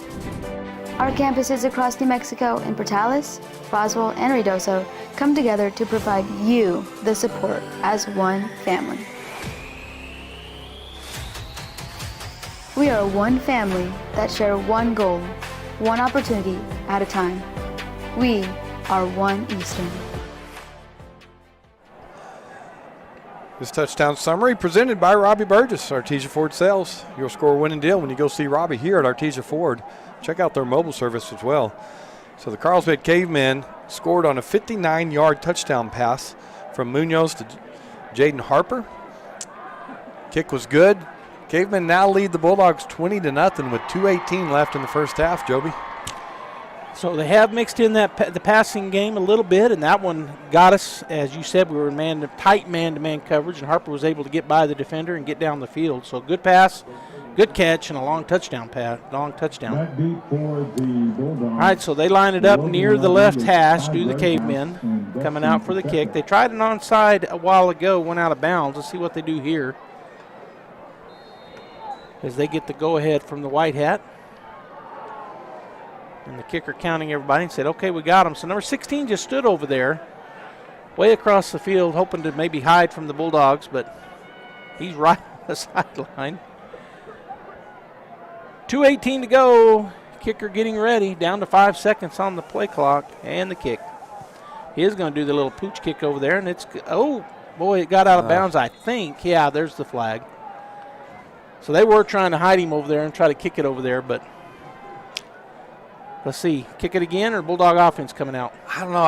Tyler Eglin, he stepped out of bounds and caught that in the air, so it must have hit out of bounds and bounced to him, because I thought, oh no, as soon as he caught it, yeah. I thought, well, it's going to be our ball there, but it won't be a penalty. Right. All right, we're going to see what the Bulldogs got here. The Cavemen have done a great job on defense of just not letting us get any momentum going, and it's starting in the trenches there, so it'd be nice to see some plays here from the Bulldog offense. All right, a more A formation look with a slot and a wide out either side. Pondo behind Atkins in the shotgun. Snap is back, looking to throw, and a little high. Second down, incomplete. Yeah, I'll be interested to see the halftime stats with Atkins, right? I think we've got 2 or 3 completions so far in the half, and several overthrows, several underthrows. So it really hadn't settled yet. Not yet. Second down and 10 at the 40-yard line of the Bulldogs, as they're taking their time in the huddle. Plenty of time on the play clock, down to only 28. Trips to the near side, one receiver to the far side. Pondo in the backfield behind Atkins in the shotgun. Snap is back again, looking to throw the ball. He's going to throw it on the out route. It's caught, and a pickup of about 5. Good open field tackle. Now getting it to Greathouse as the 2 wideouts run deep. He just runs underneath them. Great open field tackle, as you said, by Lennon Annans. Man, he caught that at the 45 and then was hit back, and they've marked him back where he got knocked to. So, all right, so brings up a 3rd down and 6 instead of 3rd and 5. Snap is back. Going to throw a tunnel screen over here and nowhere to go. It'll be a 4th down. Now that wide receiver out there is supposed to get that block. And I believe number 21 just went right around that block, and that's Gonzalez, and made the tackle. We'll get that block, and he's got a sideline to go down. So they did give him forward momentum. Not a loss on the play, but it does bring up 4th down. We're on our own 44, and it looks like the punting unit's going to come out. 1:16 and counting. 21 on the play clock, so plenty of time to line up for the punt. It looks like number 16 going back to receive for the Cavemen. It's Greathouse doing the kicking. As we go under a minute, 5 seconds on the play clock. Snap is back. Here's the punt. End over end to the right side. A fair catch called for and caught at the 23-yard line. Fair catch is made at the 22. So they'll have 53 seconds for the Cavemen to try to do something with it here. Already leading 20-0 over the Artesia Bulldogs here at Bulldog Bowl. Yeah, this is big right here. You know, we're down 20-0. That's enough, right? Yeah. You don't want to give Cavemen even more momentum by scoring with 53 seconds left. So big test for the Artesia Bulldog defense right here. I'm going to say it again. I already said it once, but this is a big crowd. Yeah. There are people standing all the way around, almost all the way on the right side, but, man, a lot of people here. All right, 1st and 10 for the Cavemen. Munoz in the backfield. He's got, I don't think that's right next to him. Snap is back, going to hand it off. Bulldogs right there if they can hang on, which they do. It was right, and a good read by Elijah Carrasco as he filled that hole quickly, wrapped him up, and held him to no gain. My golly, you're right. I was sure wrong. You were right on right. It didn't look like him. I couldn't see his number, but I thought, I don't think that's him, but it was. So a loss of 1. 2nd down and 11, and they're looking to be conservative, it appears, with 25 seconds to go. They'll get another play in here. Again, right to the right of Munoz in the backfield. Down to 16 seconds, 12 on the play clock. Snap, turn and hand it off to right again. And he's got room, Robbie, and then he's going to be tripped up. I thought if he'd have bounced outside, he would have been running for a while. Well, that's not easy to do out there. Montanez had a receiver on him. Wright's trying to bounce it out down the sideline, and he got off that block, and he took him down solo tackle out there in open field. Good job by him. All right, that's the half. 20-0. Bulldogs down to the Cavemen. And let's talk about some things. Oh, go ahead. Well, no, go ahead. Well, I was just going to say it was a good first half for the Cavemen. Bulldogs couldn't really get anything going offensively.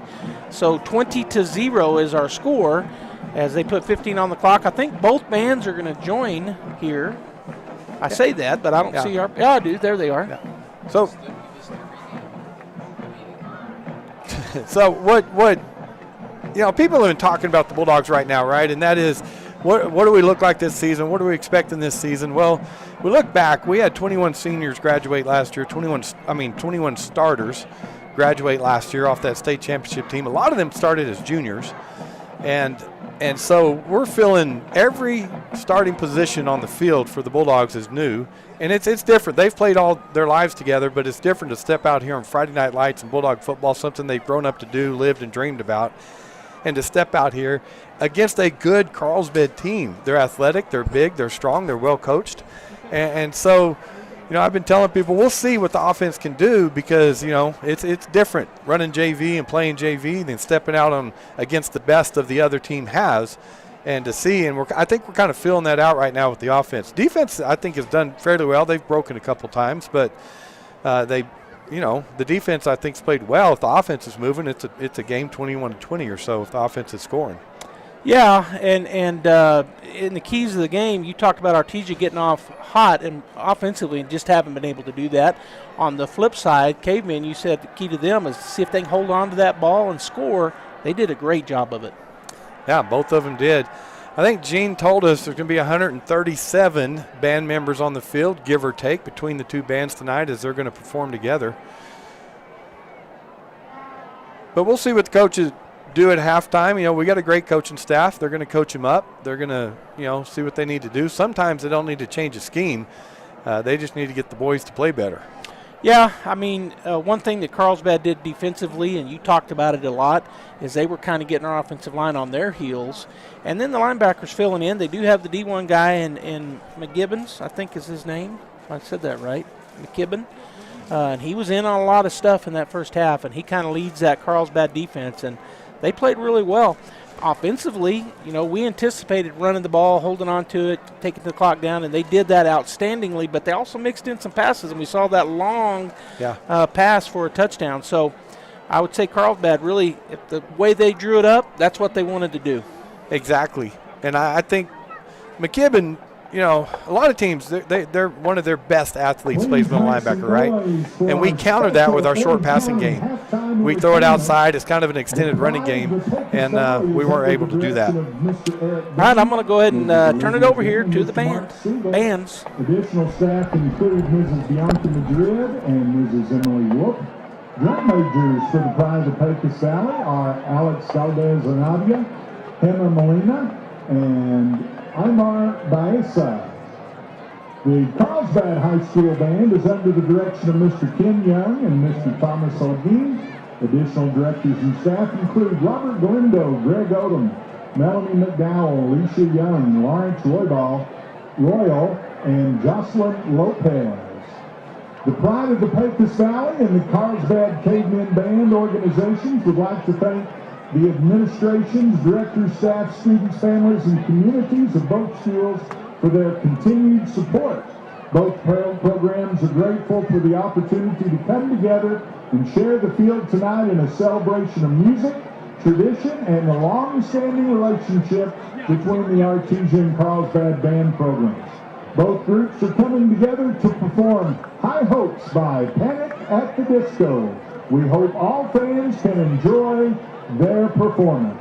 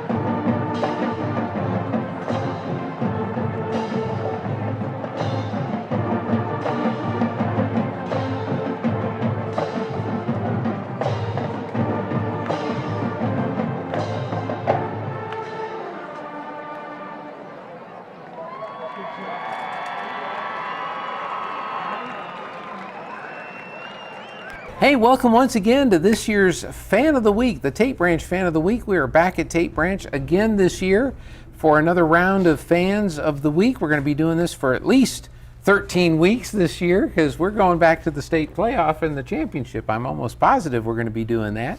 And we look forward to doing these interviews every single week. And today we have Anna Whitmire with us. Good morning, Anna. Good morning. Or good afternoon, Anna. Good afternoon. And I appreciate you coming in and doing this today. Well, thanks for having me. What an honor. I think we had you on a few years ago, not long after your father had passed away, and talked about his contributions as a fan, but now we get to talk to you. Yeah, that was special. I was trying to think how long ago that was. Yeah. We were outside then, though. So That's right. We've made an improvement. Good job. We've definitely made an improvement, that's for sure. You played sports at Artesia High School. You and your sister were the stars of the softball team for a couple of years? Well, something like that. We were on the team. How's that? There you go. Yeah. Well, I won a state championship when I was a junior, and then I also played volleyball. I wasn't very good at basketball because I don't like to push, but my sister did play volleyball, basketball, and softball. And I'm pretty sure they won a couple state tournaments, but I couldn't tell you which ones or how many. Sure. And then she went on to play college softball and had a career in softball for a while. Yeah, both of us went on to play. I played at a small Division III school, but she had a Division I career, and then she coached at the Division I level for, I want to say 6 or 7 years after she graduated. So she made a real go of it. That's right. That's right. So you went to college, I guess, to learn something else, if not for softball, right? I have a degree in accounting. So okay. I went to a small school in Iowa called Simpson College. And we actually, while I was there, I was the backup pitcher, but we won a national championship when I was at the Division III level in Iowa. So a small school in Iowa. That's pretty cool. I'm from Iowa originally, and I bet there's a lot of cornfields around the college, right? Yes. Yeah. Yeah. Lots of cornfields. Lots of corn. Iowa grows lots of corn to feed the hogs. Quick story there, fast fact. And now they're doing, I won't say I'm not very good at science.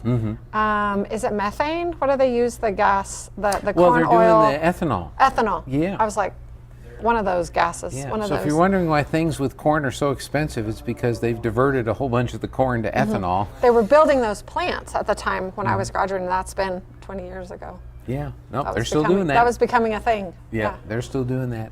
So you come back home, and did you jump right into the family business at that time when you came home? No, I actually, when I graduated, I took a job with Deloitte & Touche in Dallas. So I lived in Dallas for 2 years and worked for the public accounting firm there.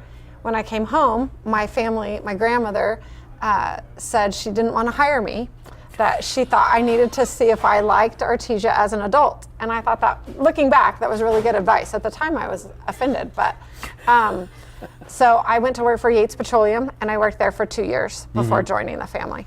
And the family business, of course, is J.S. Ward & Son Insurance. Yes. And now you're there. Now that's what I'm doing. That's what you're doing. Now, fast forward, you have had a number of children that have gone through the school system. How many are in college right now? Let's see, we just graduated 3 seniors last year in 2026, and so I have 1 left, Bo. So I graduated, Jack Byers and Bo Byers are my biological kids, and then I have Jet and Jenna Whitmire, who are twins. So Jet, Jenna, and Jack all graduated last year, and they're all launching. A couple have launched, and then we're taking Jenna to Florida tomorrow. Okay. So is Jenna going to be softball, volleyball? Yes, softball? She's going to play softball at Florida Southwestern, which is in Fort Myers, and it's a JUCO. So she's planning to be there for 2 years. Okay. So, and then Jack, we've heard a little bit about Jack in the news. I guess he's a baseball player, but he's going to college. Yes. But then he got drafted in the baseball draft. He did. He was drafted in the 17th round by the Tigers, the Detroit Tigers. But elected to stay in school. So he'll be in Tucson at the University of Arizona this fall. Okay. So. Well, you'll probably be making some trips to. I hope so. Do that. And so the third one. The third one is Jet, and he is doing a post-grad baseball program in the Dallas-Fort Worth area in Melissa, which is north of North Dallas, Melissa, Texas. and it's called TCS. It's a really cool program where they get 1 year of full baseball development, and he's enrolled in Collin County Community College as a kind of a joint program with that. And so it's Collin County is right there, and he only has to take 9 hours. He won't lose any NCAA eligibility, and it'll help him just have some development time and decide if that's really a path he wants to pursue full time. So they couldn't pick someplace near each other. I know. You got Arizona, you got Dallas, you got Florida. I know. You're going to be doing a lot of traveling. I know. Well, I still have one at home, so I can't. Unfortunately, I need to get him graduated too. So, and he golfs, and so that isn't conducive to.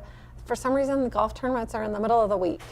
Probably because the members at the golf club, country clubs, want to golf on the weekends. So, we're figuring that out. Yeah, well, that's good. Well, how exciting that all this is going on, and hopefully you'll be able to figure out how to support all of them, which I know you will. Well, programs like what you do, where you televise the events, it's more prevalent than it used to be. So hopefully we'll be able to tune in and see some of what's going on. Oh, I'm sure it'll be there. And one other thing I wanted to ask you about, your father, Gary, was a big supporter of athletics in the schools, and you and your whole family. And this past season, you and your family and other supporters were able to fund the Gary Sims bleachers at the softball complex. That's a pretty neat deal. Yeah, that was really fun. So as Coach Henderson was retiring, my dad and Coach Henderson were very close.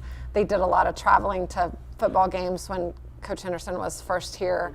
And so Coach Henderson, we were actually watching a softball game, and he said, as one of the last things I do before I retire, I'd really like to get something dedicated to your dad in town. And he said, we would need some bleachers out here. What do you think? I said, oh, he would love that, because he didn't sit in the bleachers, on the baselines very often. He usually paced in the outfield when we were pitching. Sit. Yeah, no. And so he was in the outfield anyway. Well, now they have this nice new field. So Coach Henderson said, what if we did bleachers? And so I mentioned it to my mom, and she said, oh, well, I'd like to help, fund that. And then I think Coach Henderson called some of his friends and rallied all of his buddies. And so they were able to get that done this last year, and that was really cool. Well, we're so thankful because it was the perfect camera spot for our outfield camera. So thank you. Well, and we have to be careful, because now we all sit there. We can't get too rowdy out there, because you'll hear us. Well, we generally don't use that audio. Oh. So you're okay. We're safe. You're safe, okay. Yes. We'll have to put a light on there or something to let them know that, hey, the mic's on. So yeah, when you're hot, so we don't heckle the center fielder too much. Yeah. So you still go to the football games, though? Still try to support the team? Yes. In fact, we got our season tickets. We're ready for this Friday, ready to beat Carlsbad. So, yeah, we're looking forward to another great season. And I think it'll be different. I won't have to be there early and worry about all those things, because I won't have anybody playing. But it's just, I think it makes supporting the Bulldogs a little different. Less pressure. You're not anxious. Right. Yeah, so it'll be fun. I will be, because I've got a new crew doing the production. So okay. I'll let me be anxious. Okay. So. Yeah. Well, for doing this interview with us today, we have a couple of gifts for you. We have this personalized Tate Branch Fan of the Week. Awesome. Fan of the Week mug that we'd Thank like you. to give to you. Oh, and fun. Once again, Tom and the folks at Adobe Rose have stepped up, and we have a $50 gift card Nice. For Adobe Rose here in Thank you. Artesia. So we'd like you to enjoy that as well. Thanks, Gene. Anything else you'd like to add? Nope. Beat the caveman. Let's hope so. That's right. Is that okay? That's okay. Okay. No. This is the Artesia broadcast, so we're Okay, good. I was like- We're good. All right. If you have a fan of the week that you would like to nominate, please call Perry. He's looking for names for this season, and you can reach him here at Tate Branch in Artesia. And until next week, Gene Dow thanking you for joining us, and we'll see you next week for our fan of the week. Thank you. Hey guys, Steven Garcia here with Tate Branch in Artesia. Going to tell you about the crazy deals that we're having right now. We got the Tradesmen, the Bighorns, the Laramies, the Rebels, the Limited, all up to 15% off. Now that's $10,000 to $15,000 off, and during our invoice pricing sale, that is subtracted off the invoice. So you're getting it for what I would get for, but better. So come to 919 South First Street in Artesia, ask for Steven, and get a deal of a lifetime. Tate Branch, where we help people. Our community is where we live. It's where we work. And at Central Valley Electric Cooperative, We know our communities aren't just important, they are everything, which is why CVE is grateful for your trust in providing safe, reliable, and affordable power every day. Because for CVE, there's nothing more important than giving you the power to power on. Visit our website at cvecoop.org to learn more about your electric co-op and all the programs and benefits that come with being a Central Valley Electric Cooperative member. There's a new... Welcome back here to Bulldog Bowl, KSVPTV.com, KSVP Radio on AM 990 and FM 93.7. We've got the Carlsbad and Bulldogs playing, and we got some scores from around the state with Robbie. Yeah, some of our other teams that are in our district right now: Levington 13, Goddard 7, Roswell 21, Hobbs 27. Most of these are at halftime. Los Lunas 17, Mayfield 0. Los Lunas is in the other district because they dropped down this year to 5A. Espanola Valley, I don't know why that one's up there. That's not a district. I had some more here. Goddard. Let me find it real quick. In Levington. Levington moved down to 4A, but Goddard's still in our district. And Levington is winning 13-7 at halftime in that game. And I'll have some more as we go on. All right, well, the Bulldogs do get the ball to start things off here in the second half as Carlsbad won the toss at the beginning of the ball game, elected to receive, and they were able to drive down and get a touchdown on that first drive, taking almost 8 full minutes off the clock. Missed the PAT, had a bumble at the snap, but now leading 20-0 as we start the second half are the Cavemen in the opening game here in 2026. Again, we're live from Bulldog Bowl as the kicker for the Cavemen, Ananias, will line. I think that's how you say his name. He'll line up to kick. Going from the right to the left as we look at it, from the south to the north, is the kicker, and here comes the kick. Deep, and it will be returnable. Bulldogs are going to have a chance here to run the starburst, and we see it running. And I think the other side over there's got the ball, and he does. He gets around the corner, still on his feet, and he's going to be finally shoved out of bounds at about the 30-something. Greathouse, the last guy to come through that starburst, and he went to his left, up the left sideline. Good pickup for him. Alamogordo 34, Santa Fe 33 with 1:48 left in the third. And Alamogordo's in our district this year. And Santa Fe's in the northern district, I believe. So both of those teams come down from 6A. 34-33 right now. Third quarter almost over. 1st and 10 for the Bulldog offense at their own 32-yard line.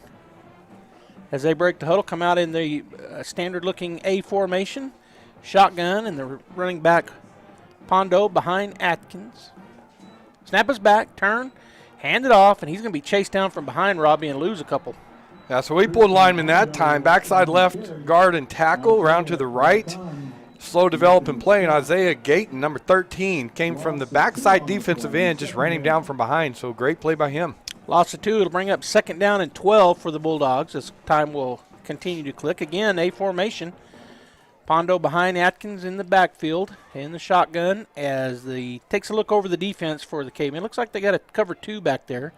He is going to run a draw, and Pondo is going to be wrapped up. He got the 2 yards back, Robbie, but not much more. He did.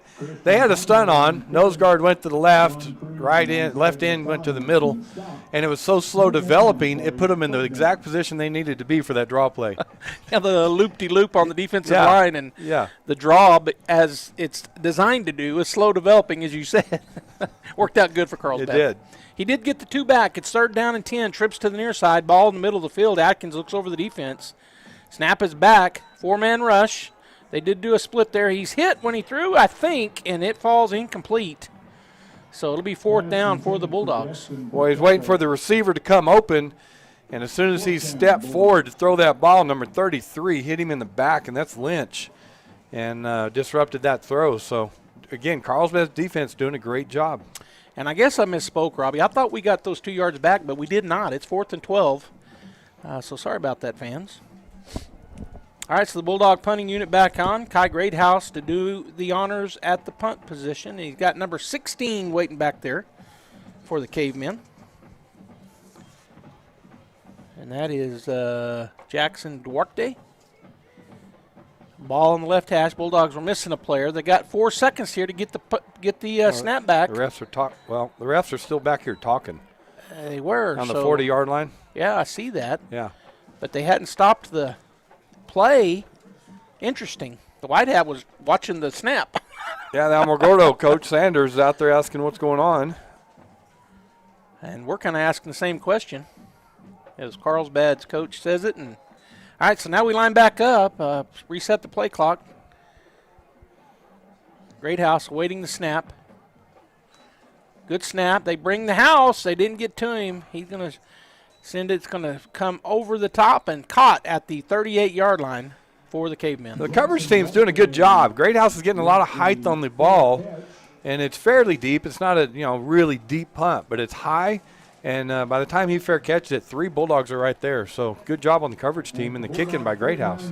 Sophomore for us. Yeah. All right, so 1st and 10 for the Carlsbad Cavemen at their own 39-yard line. Ball on the right hash. 10:35 to go here in the third quarter.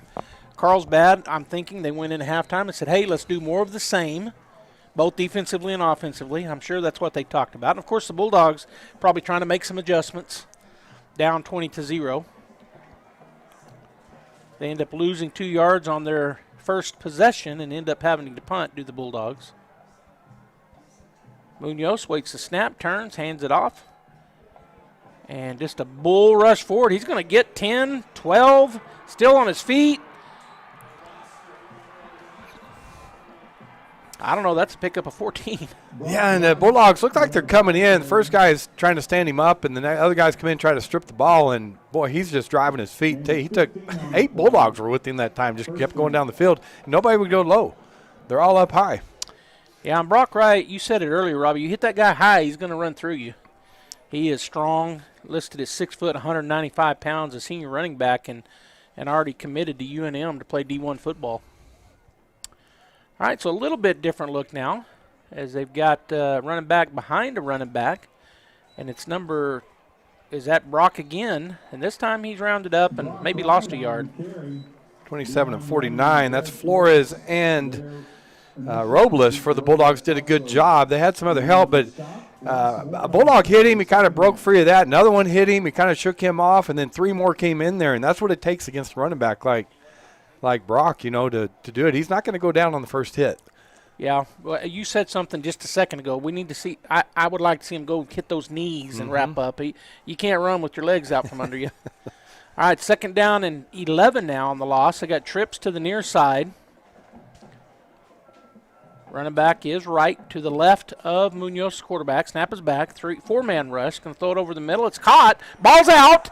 And I think Carlsbad got it back after a pickup of about 7.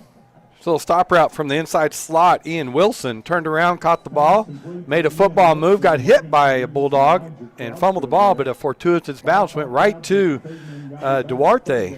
So he recovered it real quickly. That's twice the ball's bounced their way tonight. Yeah, really fortuitous. What a good word. And that's exactly what it was. Right to him. He just caught it and went straight down. And there was other Bulldogs there. Yeah.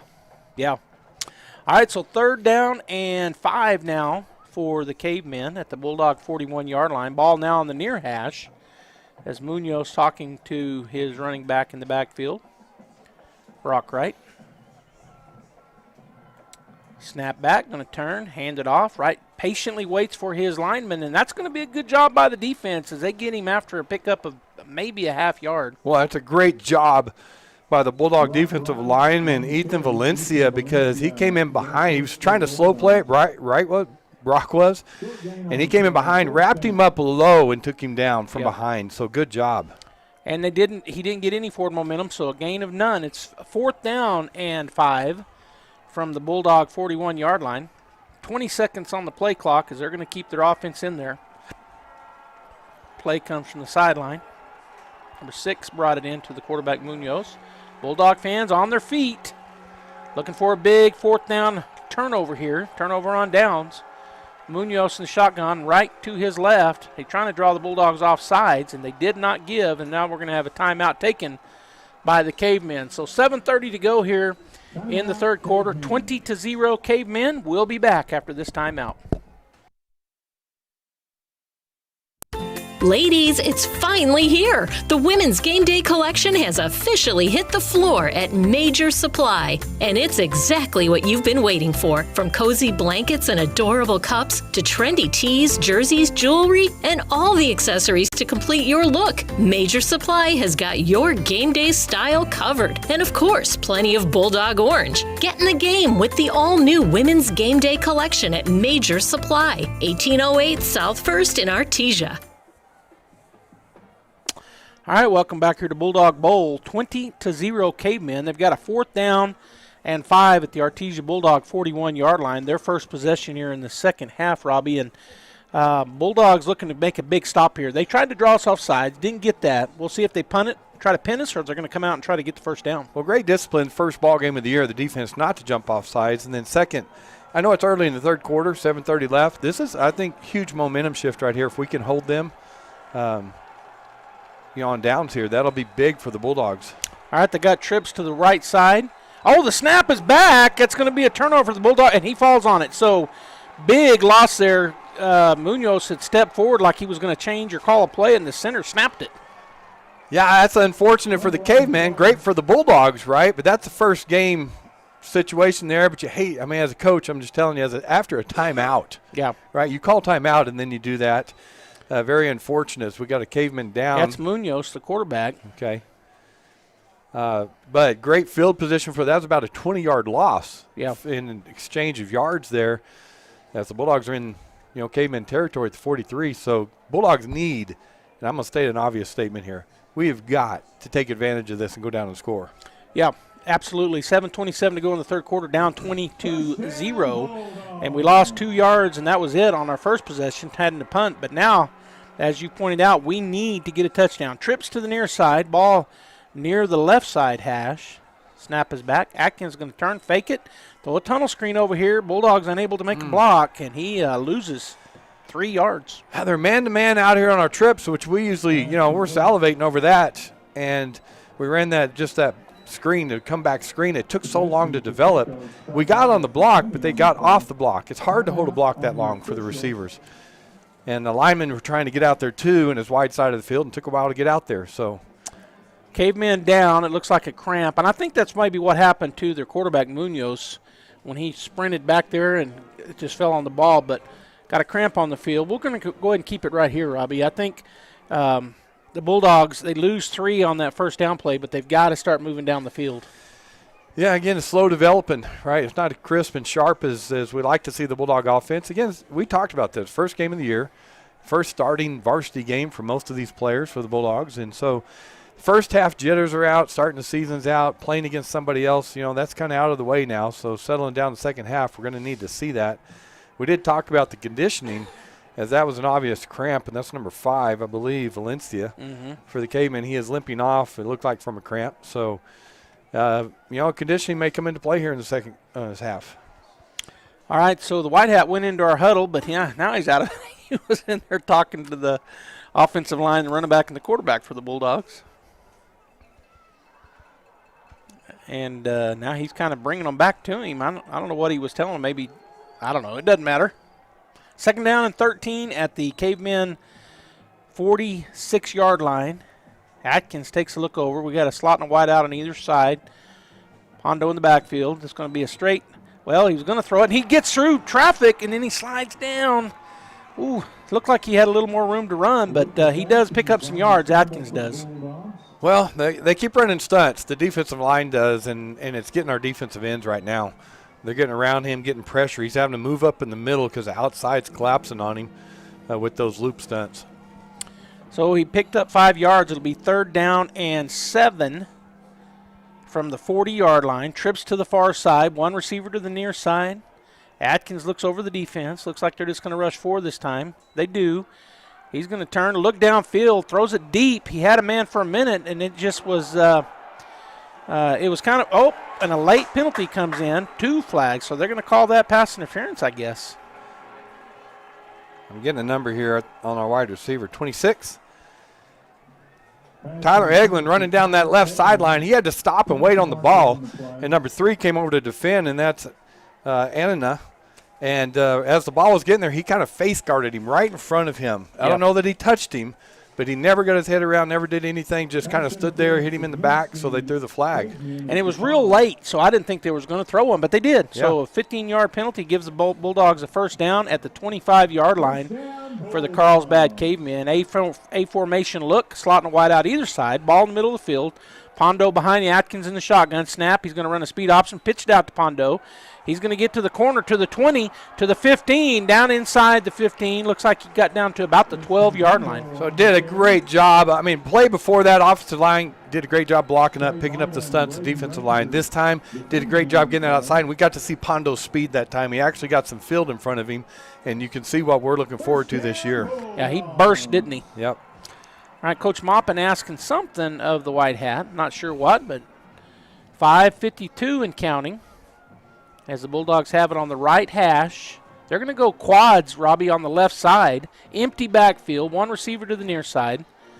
This could be a QB draw, or we may just, I mean, who knows? Atkins looks over the defense. They're going to fake rush 5. He's going to pump it, go over the top. He's and holding he's holding him the whole way. Big time.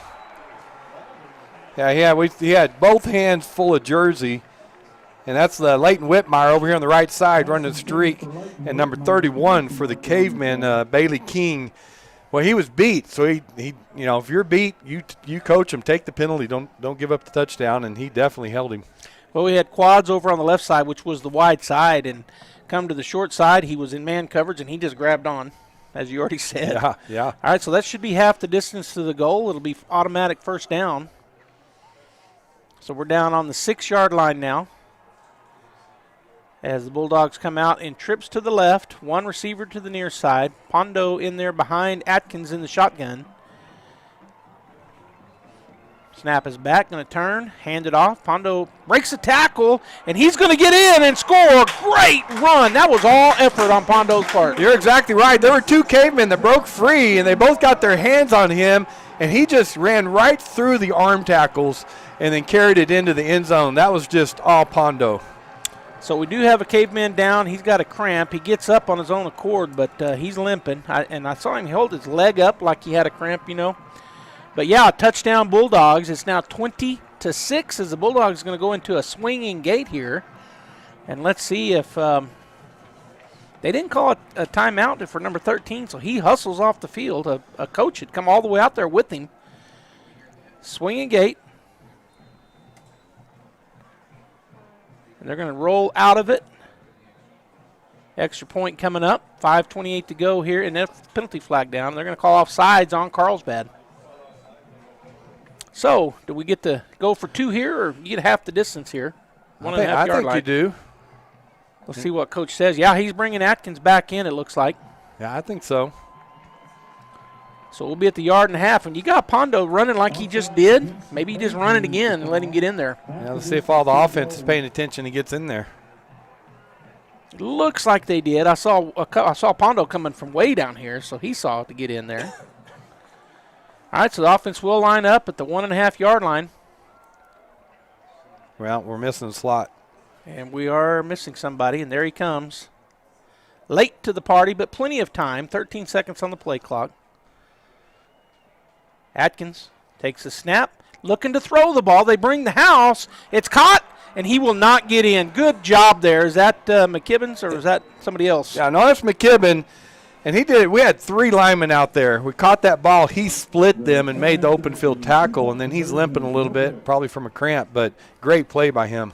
So with 5:28 to go in the third quarter, it is now 20-6 Cavemen. We'll be right back.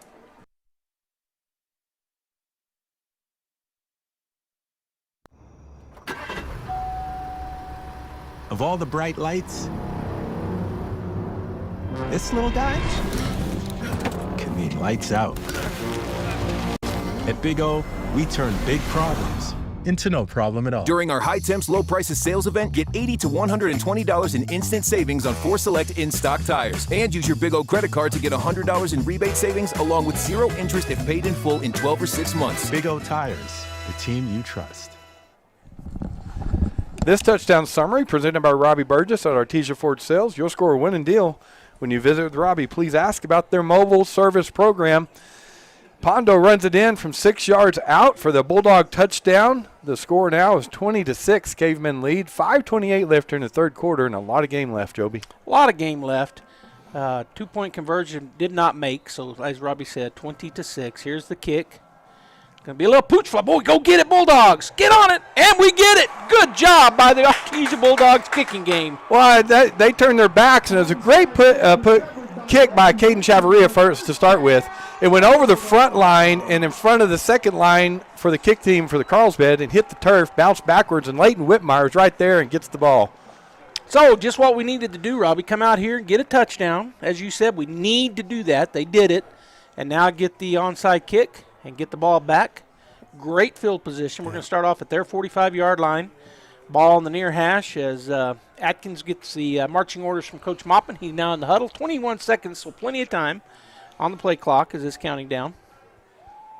I really like that quads formation they went into because they only had 3 over there. They had a signal for it, but there was only 3 defenders over there on it. Yeah. Okay, we're going to go empty backfield. This time trips to the wide side, twins to the near side, ball on the near hash. Atkins looking over there. They're coming up like they're going to bring 6. Let's see if they drop back. The Cavemen, and we got a flag down, delay of game. Too much time on and I thought we had plenty of time, but they just took a long time. Yeah, a lot of teams do that. We go empty backfield. We got 5 linemen to block, so they'll blitz both linebackers. Usually leaves one free, so it's got to be a quick pass out of that empty backfield. Atkins needs to make a quick read. So 1st and 15 now at the 50 after the 5-yard delay of game penalty. Again, empty backfield, trips to the wide side, twins to the near side. They're coming up like they're going to bring 6. They drop out of it, though, only rush 4. Quick throw and goes in and out of the hands of number 11 for the Bulldogs. Yeah, Pondo's on this right side, and he just released over the middle where if the linebackers, blitz, it's wide open. They backed off. He was in front of them, and it went right through his hands. I think he got a little alligator arms because he saw that linebacker go bailing backwards, and that may have been part of it. But all right, so 2nd down and 15 after the incompletion. We're going to stay in the empty backfield, trips to the far side, and they have got just 2 guys over there, but they've got it covered with that safety. He's looking to this side, throws a stop route, looked like it was too low, but we catch it. Good catch over here. Yeah, good job by going down low and Leighton Whitmire and catching that just off the turf. Quick throw by Atkins, a little low, but Whitmire holds it in. So it'll bring up a 3rd down and about 7 for the Bulldogs. Ball at the 42-yard line of the Cavemen. Ball on the near hash. Let's see if we stay empty. Nope. This time we're going to be in that more standard look. Although we've got a flex. I think that's Whitmire. It's been in that flex. Mm-hmm. Slotting a wide out to the far side. Pondo behind Atkins. Going to turn, hand it off to him. He's going to try to make the first man miss. I thought he got him by the face mask, but no call. That'll bring up 4th down on the loss of 1. And I like what Coach Moppin's doing, and obviously he's a great offensive coach. We've run multiple sets, multiple looks. It creates problems for defenses. They got to work on every one of them. First game of the year, not a district game. So he's getting a look at a lot of different formations, a lot of different what will work and what won't work against certain things. So I like the different calls tonight. 4th down and 7. We line up in the A formation. I think we just saw a change of play by Atkins. They got 5 men up on the line of scrimmage. They don't bring them. He brings in a slot on the left side to help block. Just a 3-man rush. He's going to throw it. And is that caught? It was. 1st down, Artesia. And there's the Artesia offense. Right, Atkins reads it real quick, sees that outside. Leighton Whitmire runs down the sideline, turns towards the sideline, stop route, perfect throw as soon as he turns around. It lays his body out and keeps his feet in bounds. Nice play for the Bulldogs. 1st and 10 at the 33-yard line. Back to the A formation look. Pondo behind Atkins in the backfield. Snap is back, fakes the handoff, looking to throw the ball. Throws it over the middle, and that is caught. Another big 1st down. Now we're seeing the rhythm of the Bulldog offense. That's the left slot, number 80 for the Bulldogs, and that's Pacheco. He just comes inside his linebacker, and the pass is right there, goes up high and gets it and picks up 1st down. All right, so 1st and 10 at the 18-yard line of the Cavemen. Again, we're going to go A formation look. Pondo behind Atkins in the pistol. Again, looking over the defense. Plenty of time on the play clock. Snap is back. Going to pump it. Stepping away. He's going to throw a slant, and that's going to, almost picked off. He waited a little too long, but it does fall incomplete. trying to get it to Melendez. No, sorry, Tyler Eglin. He had run a step right at the goal line. And it's a little late on the throw. Number 3, Ananias broke in front of him. I thought it was going to be an interception, but he didn't. He dropped it. He dropped it. Bulldogs get a second chance here. 2nd and 10 at the 18-yard line. That did stop the clock, so 3:34 to go here in the third quarter. Trips to the left. One man to the near side. Pondo behind Atkins in the pistol. Snap is back. Going to throw a screen. It's caught. Oh, it comes out of his hands. Was it incomplete all the way? It was. Yeah, trying to get it to Pondo, and boy, they bent him over backwards, and he got up. The defender's still taking a little bit to get off the ground, but that was slow developing too. Scared me, though, the way he's been over there. Yeah. 3rd down and 10 from the 18-yard line as the Bulldogs huddle up. Atkins breaks the huddle, and he's going to have an A formation look again. Wide out and receivers and a slot to both sides. Pondo behind him in the shotgun. They show a blitz. We'll see what they do out of it. Right now they're showing man coverage on the left side. They are in that. He's going to go to the right side. It's caught. And did he get enough for the first down? He did not, but it's a good pickup down to the 10. That's number 88. Atkins looks on the right side for Kai Greathouse, and boy, they picked it up. Got 2 yards to go, but a manageable 4th down now. 4th and 2 at the 10, and it looks like we will stay on offense. Again, a formation look, a slot and a wide out either side. Pondo behind Atkins in the shotgun. He takes a look. Snap is back. Going to keep the ball. Pumps it. And it's hit at the line of scrimmage. Incomplete. Boy, number 31 came in there, and he couldn't get to him, so he did what he should do. Got his hands up. That's Bailey King. And he knocked that ball down. But a penalty on the Bulldogs. We get to live for another down. Yeah, because they can't decline it. It was a false start. And so we do get to live for another down. Backs us up 5. It's now 4th and 7 at the 15-yard line. Again, a formation look.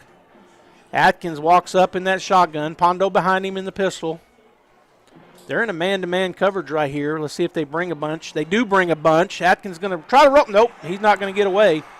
Big loss. That's a 10-yard loss on the sack and turnover on downs. I brought that blitz from the left side, and our linemen blocked their 2 guys. Linebacker came in between, and Trey Barta unblocked and just straight to Atkins. So good call by the Cavemen. So the turnover on downs will give the ball back to the Cavemen offense at their own 25-yard line. They'll start off on the left hash, going from the south to the north. I'm going to say it again. Big crowd. Man, it's a big crowd. Every time I look across and then I look down, the stands are full, and there's standing room. People are all the way around the berm on the fence watching this ball game. And we probably have a big crowd online, too. All right, so Carlsbad will take over with 16 seconds on the play clock as they come out from their sideline huddle. Tandem backs back there beside Munoz as he is taking his time. Snap is back, hands it off. I keep hearing a whistle. Do you hear a whistle? I do. I keep thinking the play's called dead, and it's not. I don't know where it's coming from, but I think it's coming from down there. We're hearing it on the crowd mic. Yeah, I think. So the Bulldogs are really stacking that box. We'll have 8 to 9 in the box for this running game of Carlsbad. And, boy, Brock just doing a great job as we came up with 9 guys, and he still got 5 yards. So they call a timeout for number 54, and I don't know if he's got a cramp, probably, the way he's kind of walking gingerly, but maybe a cramp for the Cavemen. But the Whitehead said injury timeout, but he's walking off. Now he's kind of trotting, so probably just was a cramp. As they broke the huddle. 3:02 to go here in the third quarter. 2nd down and 5 for the Cavemen. Munoz with Brock right to his left, going to turn, hand it off to him. Bulldogs, good job that time as they tripped him up. What I love what happened that time is I'm getting the number who came flying in there, number 49, the linebacker for the Bulldogs, Zeke Robles. But our lineman cut the offensive lineman to the ground. Yep. And our linebacker was able to fly in there and make that tackle. So good job by the defensive lineman of taking care of the offense. And he went low, and we talked about that in the first half. Probably something that they talked about up in the field house at halftime is, hey, we got to go lower on him. He's a big load.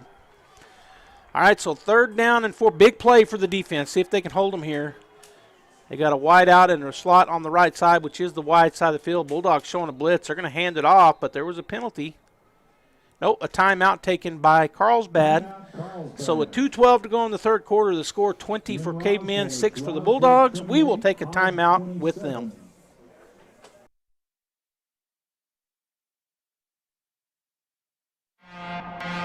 Pressure Services in Artesia is now hiring. Join our growing fleet and earn competitive pay with steady year-round work and well-maintained equipment. We need immediate drivers with a clean record, strong work ethic, and the ability to pass a drug screen. Be part of a team that keeps things moving. Apply in person at 1808 South 1st Street in Artesia or email pressureservicesllc@yahoo.com today. Your next opportunity is waiting.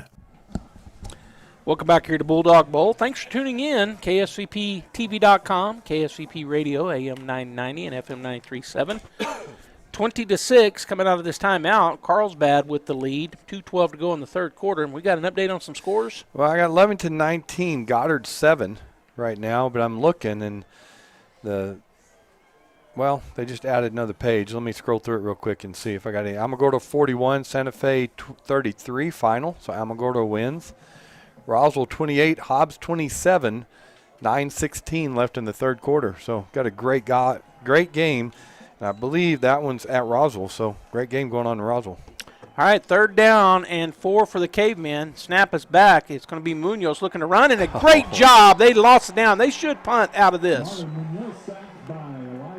Great job by Elijah Carrasco and Robles. Zeke Robles, they came in there and tandem tackle, one low and one high.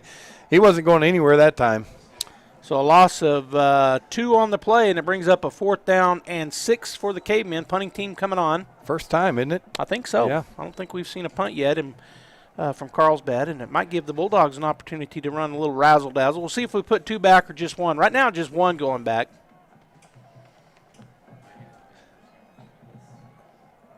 That's Logan Rodriguez that's back deep for us. Okay. Snap is back. Punt is away. Logan fades over to his left. He's going to field. Oh, he dropped the ball. We're going to cover it. He was looking down the field probably, looking where to go. He kind of hit him in the chest. He kind of bobbled it, and then he kind of got hit and lost it. Jumping on that ball for the Bulldogs was Ulysses Montanez, so good heads-up play by him. Carlsbad's been having a lot of cramps. You talked about that. It's been a hot evening, and they're not. I don't think there are many going 2 ways, but just they're having a lot of cramps. And that's their linebacker number 9, Colton McKibben. They're working on the cramp right now on him. And he took his helmet off, so he's in pain. He kind of flipped his helmet off, said, "I'm hot, and it is hurting." And that's when they're going both ways first of the year. I mean, I kind of understand it. Right. When you're not going both ways, it makes you question it. Well, I'm just right. Yeah, you're right. It just does. But I tell you what, they got some big boys. Yeah, we haven't talked much about the size, but they are bigger than the Bulldogs, pretty much across the front, both sides. But the Bulldog defense holds, and so it'll be 1st and 10 for them at their own 33-yard line. The Bulldogs will start there with 1:21 to go here in the third quarter. Still plenty of time. It would have been great if they'd have been able to get that last one in for the touchdown, but wasn't able to. So here, offense back on to try it again. See if we run the ball with McKibben out of the game right now. All right, Pondo is in the backfield behind Atkins. He's got a slot and a wide out either side, the A formation. Snap is back, going to turn and hand it off to Pondo. He's going to bounce it outside and then cut back in. Just sheer will there to get the 2 or 3 yards he got. Let's see where they mark him. Pondo on the carry. So some of the games going on tonight: Hobbs at Roswell, Goddard at Lovington, Los Lunas at Mayfield, Santa Fe, and Alamogordo. We'll give you that update. Alamogordo won. Gadsden defeated Santa T. Gadsden's in our district this year. Santa T moved down. They won 57-7 on Thursday night. And Oregon Mountain defeated Deming 46-14 Thursday night. Trips to the left side, ball near the near hash, which is the right hash. Snap is back. Going to pump fake it, and then going to throw a little screen, and that's in and out of the hands of the intended receiver. Yeah, I don't like. They had 3 linemen running back there because we released them, and he pumped it to the left and didn't really fool them at all because when he turned back right, they all 3 just switched to the right. So I think even if Pacheco catches that, they're going to tackle him right away. It looked like it. So incomplete, brings up a 3rd down and 7 from the Bulldog 36-yard line. 42 seconds left here in the third quarter. Offense hustles up to the ball. We got an A formation look. Slot and wide out either side. Pondo behind. Atkins in the shotgun. Snap is back. He's going to throw it. And he's one-hopped it to the intended receiver, so that'll bring up a fourth down. That's intended for Tyler Eglin. Yeah, trying to get to Tyler Eglin. Left wide out, ran about 7 yards and coming back towards him across the field and just threw it short. All right, so they'll come out with the punting team. The Bulldogs will, with 39 seconds left on the clock here in the third quarter. Greathouse will go back once again on the punt. Be the punter for the Bulldogs. Standing back at his own 20-yard line. Now steps forward a little bit. Good snap. Whitmire's the snapper, I think. Good punt. He's going to call a fair catch with 6 Bulldogs around him, and that will be first and 10 for the Cavemen at their own 38-yard line. Let's say, I mean, Cavemen scored 20 points in the first half, and you know, in third quarter we've held them scoreless so far. So the defense has come out and done a much better job. Offense has gone down and scored once, so we've seen a little shift here. The Bulldogs are playing better. We just got to catch up. Yeah, and they got plenty of time to do it. I mean, I don't want to downplay that. We can score in a heartbeat. Bulldog offense has always been that way. And there's 33 seconds to go in the third, and then we got the entire fourth quarter. So we'll see what the Bulldogs can continue here. One of the things I think they've done a better job is they are going low on the running back right, and that has helped. All right, so Carlsbad comes out. Their ball is on their left hash, right to the right of Munoz. Snap is back, turn. He's going to hand it off to right, picking his way, and he breaks into the secondary. He was drugged down by maybe a linebacker, but he picks up 10. Zeke Robles had to get him from behind. There was nobody between him and the end zone, and he got him from behind and made the tackle. So good job by Robles. But well, we're selling out. We're man-to-man coverage on the receivers to stop this run game. So it'd be interesting to see if they try to hit Harper or one of those guys on a go route again. Number 6 is standing way over there on the field for Carlsbad. Oh, we're going to have they're going to go ahead and let it run out. The clock is going to run out, so that'll end the third quarter in 1 second. The score 20-6 here at Bulldog Bowl. Cavemen with the lead.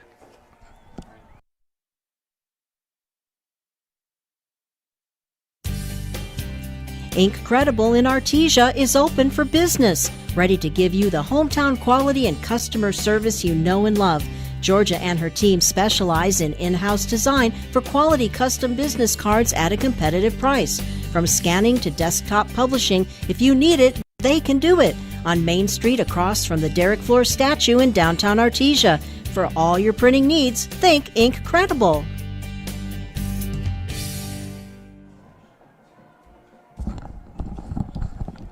All right, welcome back here to Bulldog Bowl as we have changed ends of the field. That was the end of the third quarter. It'll be first and 10 for the Carlsbad Cavemen at their own 47-yard line.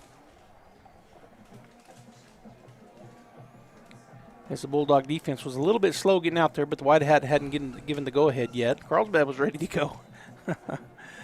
All right, they got a slot and a wide receiver to the near side, which is the wide side of the field. Right, standing to the right of Munoz, going to turn and hand up. No, he keeps it. He runs up the middle, and he's going to get another 7 or 8 yards, kind of gut in the middle of the Bulldogs.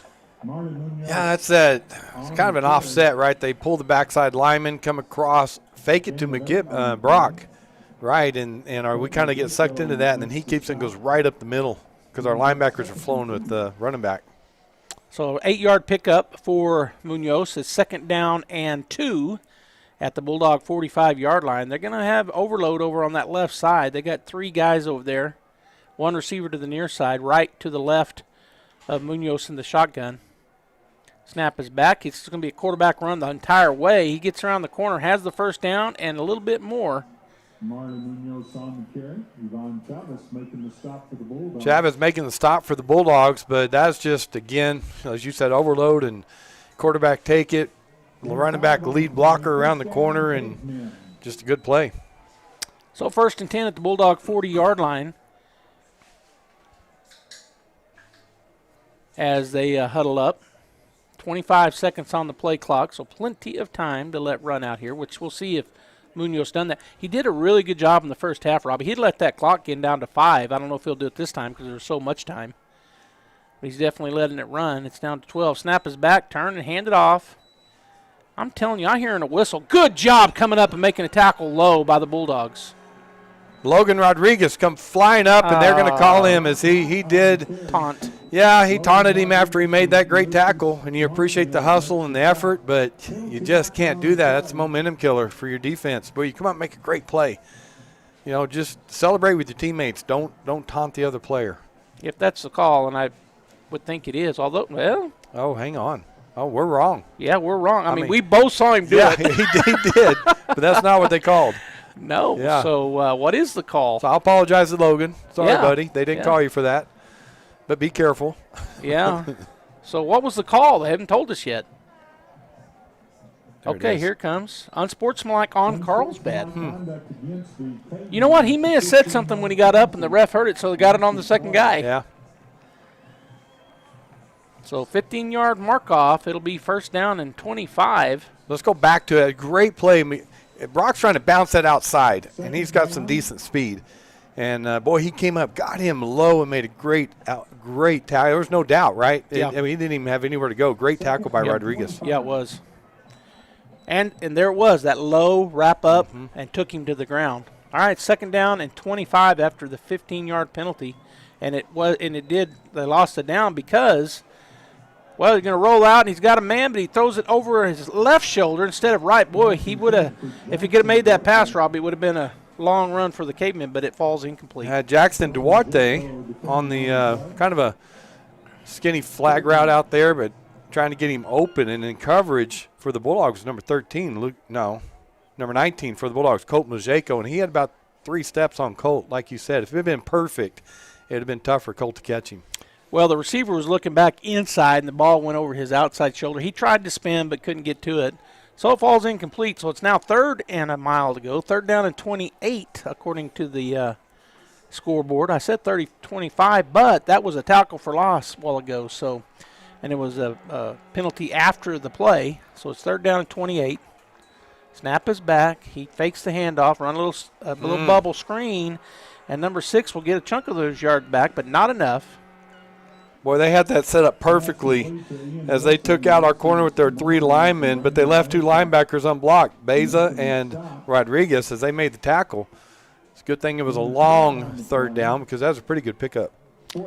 Fourth down and about 16 yards now for the Cavemen, and they're looking to leave their offense on the field with 10:01 to go and counting here in the fourth period, the final quarter. Play clock down to 15 as they break the huddle. They're going to have a slot and a wide out either way. They got right to the left of Munoz. Bulldogs in a man-to-man coverage, Robbie. They're looking for the run. Oh, he's going to do a little quick punt, and that's going to sail back to the right side. Will it get into the end zone?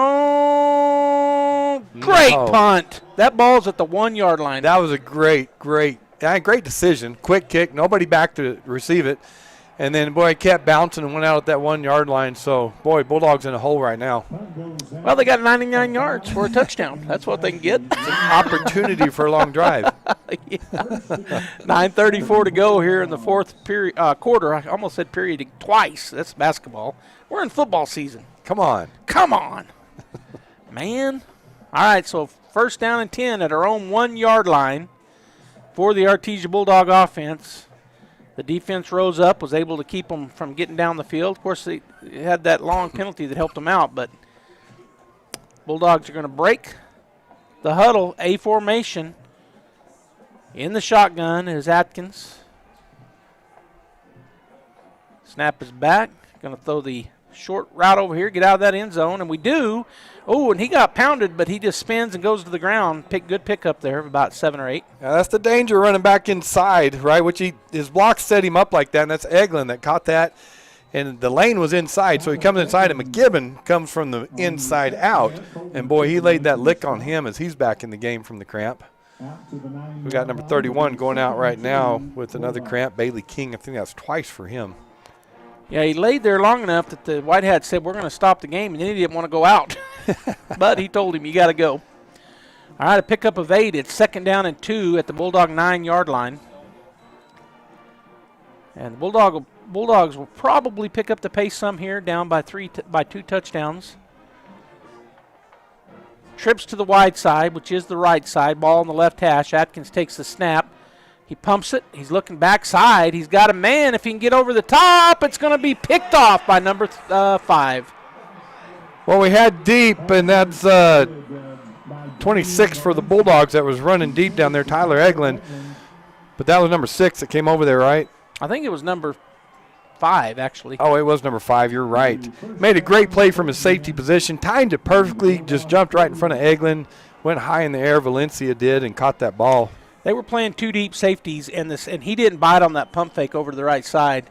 He stayed in the middle of the field and was able to go get the touchdown. I mean, the pickoff. And I think with the defensive lineman, the pressure they've put on Atkins, the pump fake was a little rushed to me. Yeah. Right? He just kind of did it real quick, so it really didn't fool anyone. Yeah. But I understand because they've been on him all night, so he's a little he's afraid maybe a little to do it. gun-shy. Yes. Right. All right, so the interception gives the Cavemen the ball at the Bulldog 48-yard line. Letting some play clock run here, and then they snap it and hand it off to Brock. He didn't get touched and he's still on his feet. He's going to get close to the first down. He picked up about 9. Well, Jared Flores came up from safety, ducked his head, went to hit him low, but he didn't wrap him up. Yeah. And Brock's too good for that. He just kind of bounced off of him and kept going. You got to wrap him up. All right, 2nd and 1 at the Bulldog 39-yard line. Ball near the middle of the field. Kind of split the difference between the left hash and the X in the middle. They're going to come out here with an overload to the right side, which is the wide side of the field. That's not really an overload. They got an X-back, and I thought there was a tight end down there, but there's not. So Munoz letting some time run off the play clock, down to 11, down to 10. This is pretty good by the senior quarterback. All the way down to 5 now. Snap is back, turn, hand it off to right on the left side, and he will have the first down and maybe another yard or 2. I went left that time. First time tonight, I really seen him try to run to that left with Brock. Zeke Robles makes the tackle. So 1st and 10 for the Cavemen at the Bulldog 36-yard line after the pickup of 3. Clock just a ticking away here. Bulldogs need to get a strip fumble or a pick or something. I doubt they throw the ball. Cavemen, I sure wouldn't with a 14-point lead. And not much time left. 10 seconds on the play clock. Again, just watching it go down. He'll probably wait till it gets to 5 again before he snaps it. Well, he's letting it get down to 3, 2, 1. Snaps it at 1. Oh. So the coaches over there thought he wasn't going to snap it, so they called a timeout. All right, so timeout taken by Carlsbad. It's 20-6 Cavemen with 7:18 to go here in the ball game, and we will be back after this timeout.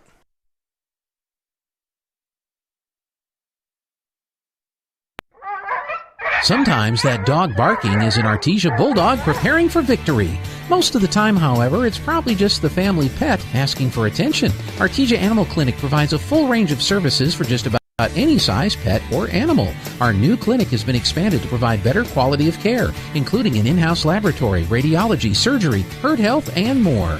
So the next time your pet looks like they could use some extra care, come by Artesia Animal Clinic in our newly remodeled and expanded facility at 110 West Mahone Drive. In Roswell right now, we got a shootout going there. Roswell 36, Hobbs 33. And then Lovington 19, Goddard 7, and Los Lunas 17, Mayfield 7. So got some good games going on tonight, Joby. All right, so it's 1st and 10 for the Cavemen at the Bulldog 36-yard line. Pair of backs in the backfield alongside Munoz, either side of him. Snap is back, going to turn and hand it off to number 4, I think. And a great come up and tackle, and then we also have a flag back there. We'll see what that is, but good job. Montanez over there on that left side. The receiver's on him trying to block him. He keeps the outside, which is his job. And then he got off the block and came and made a great open field tackle, wrapped him up and took him down immediately. So it was a hold on the offense, but it looks like the Bulldogs declined it after the tackle for loss. I thought it was for loss. Yeah, our defensive lineman was trying to get outside, and boy, that lineman had a handful of jersey, pulling him, tugging on it. Mm-hmm. Yeah, it was an easy call. We both saw it. I'm trying to do better this year, Robbie. You're Not call the play, not call them out. You've done real good. Thank you. You have. I do it too often, and I thought I need to be better than that. Not call the play for the officials from 300 feet away. Whatever the distance is here. We do have a good view, though. We do. Best view in the house. 2nd down and 11 after the 1-yard loss. Again, letting that clock run down. And they snapped it right at 1, handed off to Brock. He's hit in the backfield. Good job holding on.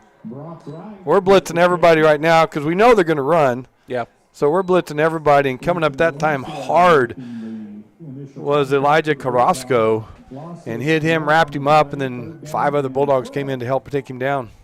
So a loss of 1. It'll be 3rd down and 12 for the Cavemen, as they're happy just to let that clock run, and for good reason, as they send in a play with number 6.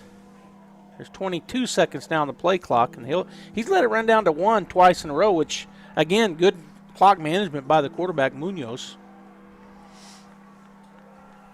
They come to the line with 12 seconds to go. And they've got a slot and a wide out. Well, they got a pair of X-backs and the 2 wide receivers. Ball on the right hash. Snap is back. He drops to throw. Pump fakes it. He lets it go, and that's going to be overthrown. It'll be 4th and 12 for the Cavemen. Mojeko with good coverage that time out there, running right step for step with the Carlsbad receiver. And that's number 6 for them. That was Whitson. So great job by Mojeko, great coverage, and we'll see what they do here. Quick kick, punt, or go for it. They are in 2-down territory here. Yeah, they could just run some more clock, and that looks like that's what they're going to do. That, of course, incompletion stopped the clock, but I don't see the punt team out there, do we? Of course, they quick kicked a while ago. They can quick kick again. Yeah. I put somebody back. All right, they got an A formation look, a slot and a wide out either side. Right to the left. Now he steps back for that quick kick. It's going to be a little puncher over to the right side, and that's going to be Bulldog football. Not a very good quick kick that time. No, that was a shank off the side of his foot as it went about 9 yards. So good job by the Bulldog defense. They held when they needed to hold. Now we need the offense to get it in gear and complete some passes down the field and start moving the ball. All right, we've got 5:48 to do just that, down by 14 points. It'll be Bulldog football at their own 28-yard line on the left hash as Atkins gets his final talk with Coach Maupin. He's in the huddle.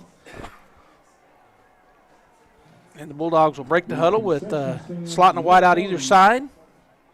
Pondo behind Atkins in the shotgun. Now he's going to send a receiver over to the wide side, so it'll be trips on the wide side. Atkins takes the snap, looking to throw. Throw it over the middle. Pondo catches it. Immediately hit by the linebacker. Yeah, the trip side, their safeties are playing deep because they don't want to give up anything deep, so there's a window after they get past first level before the safety. Quickly up on the ball. Snap is back. Going to throw a stop route to the right side. Caught out there on the 40-yard line. He'll push forward to about the 46, but they're going to mark him down at the 45. Leighton Whitmire with the catch out there and turn and run. Lennon Annanins tackle for the Cavemen. Boy, the White Hat rolled that clock fast. They hadn't even set up over there. All right, so the Bulldogs right back on the ball. They did a little short huddle, but back out there. Now on the right side of the field with a slot and wide out either way. Pondo behind Atkins in the shotgun. Snap is back. Fakes the pitch. Rolls over here to the left side. Going to square up and throw it, and it's going to be caught at the 40. Oh, no. He bobbled it. Incomplete. Wide open over here was Tyler Eglin. Great throw by Atkins. That's about 30 yards down the field. It's going to be a great pickup, and he just dropped it. That's all there is to it. Yeah, he bobbled it, and then it fell. 4:57 to go in the ball game. 2nd down and 10 at the 45-yard line of the Bulldogs as they break the huddle. His older brother is throwing a fit right now. All right, A formation. Pondo behind Atkins in the shotgun. Carlsbad staying in their base defense. 4-man rush. Stepping into one, throwing it down the field. Oh, just looked like he could have caught it, but I guess it was just beyond his outstretched hands. We're sprinting down that right sideline. Kai Greathouse. He's a sophomore. We're going to be calling his name for 3 more years, and 3 years total. And that was just off his fingertips. It was just 1 foot too far. He had his man beat, but and it was a good rope of a throw, but like you said, about a foot too far. 3rd down and 10 for the Bulldogs at their own 45-yard line. 4:52 to go in the ball game, down by 14. They're looking like they're going to bring a blitz. Let's see if they come back to it. He does bring in a man to block on the right side. Snap is back. They rush 4. He's going to throw it out here. It's caught. That's a first down pickup. Hang on to that ball because they kind of held him up and trying to strip it, but it is a first down. Carlsbad's doing a good job of the first guy that gets there making the tackle or at least hanging on. That was Annanens again. Great job by Eglin that time. Didn't drop it. Concentrated, caught it, picked up the first down.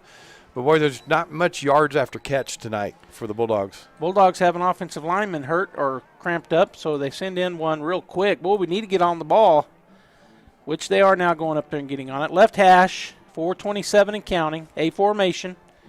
Atkins looks over the defense. Pondo behind him in the pistol. Snap is back. They run that blitz again. Well, just a 4-man rush. Another good throw, and he gets out of bounds. Yeah, see what they're doing, right? There's a flag. Looks like an unsportsmanlike on somebody. But they're acting like they're running the go, and the safeties are playing so deep that they just break it off and take up the 20 they take the 20 to 25-yard pass instead of trying to run the deep go route. So I guess unsportsmanlike is what they're McKibbins came all the way to our sidelines clapping really big saying it's on you guys. Yeah. So that's where I'm basing it on. Well, and yeah, as soon as it went up, the defender that was already over there kind of clapped his hands. So I don't know if they're talking about it. Yeah.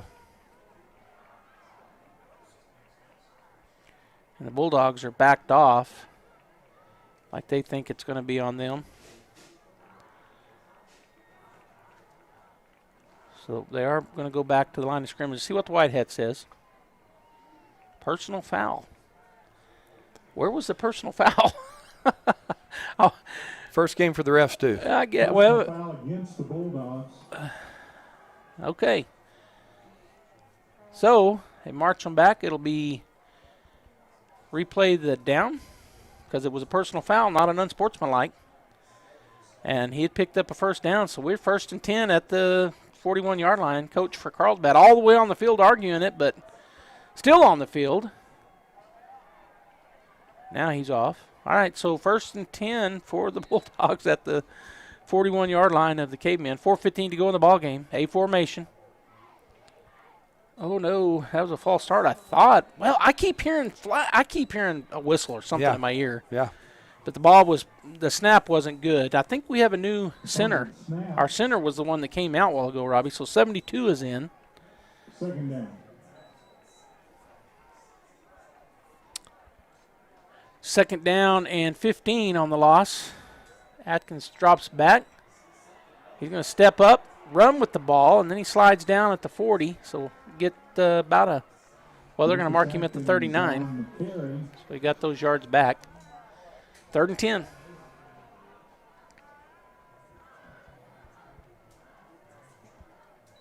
They're going to go A formation.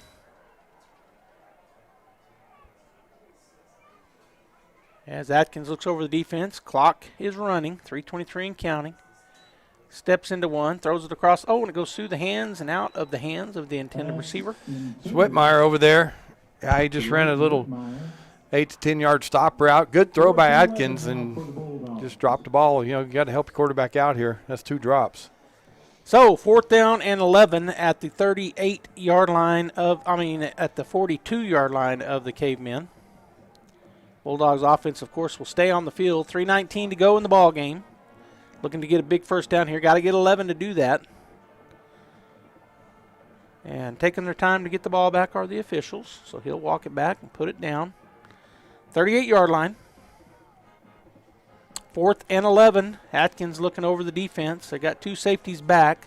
Snap is back. They do bring a blitz on the outside. Steps into a pass. He's got it. That's going to be a first down, Robbie. Great turn and catch.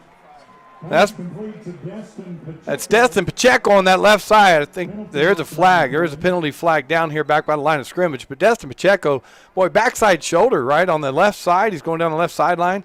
He had to spin in the air towards the sideline and catch that ball, and he got 1 foot down in bounds. I think they're calling a holding, and that is the call. That was a late call.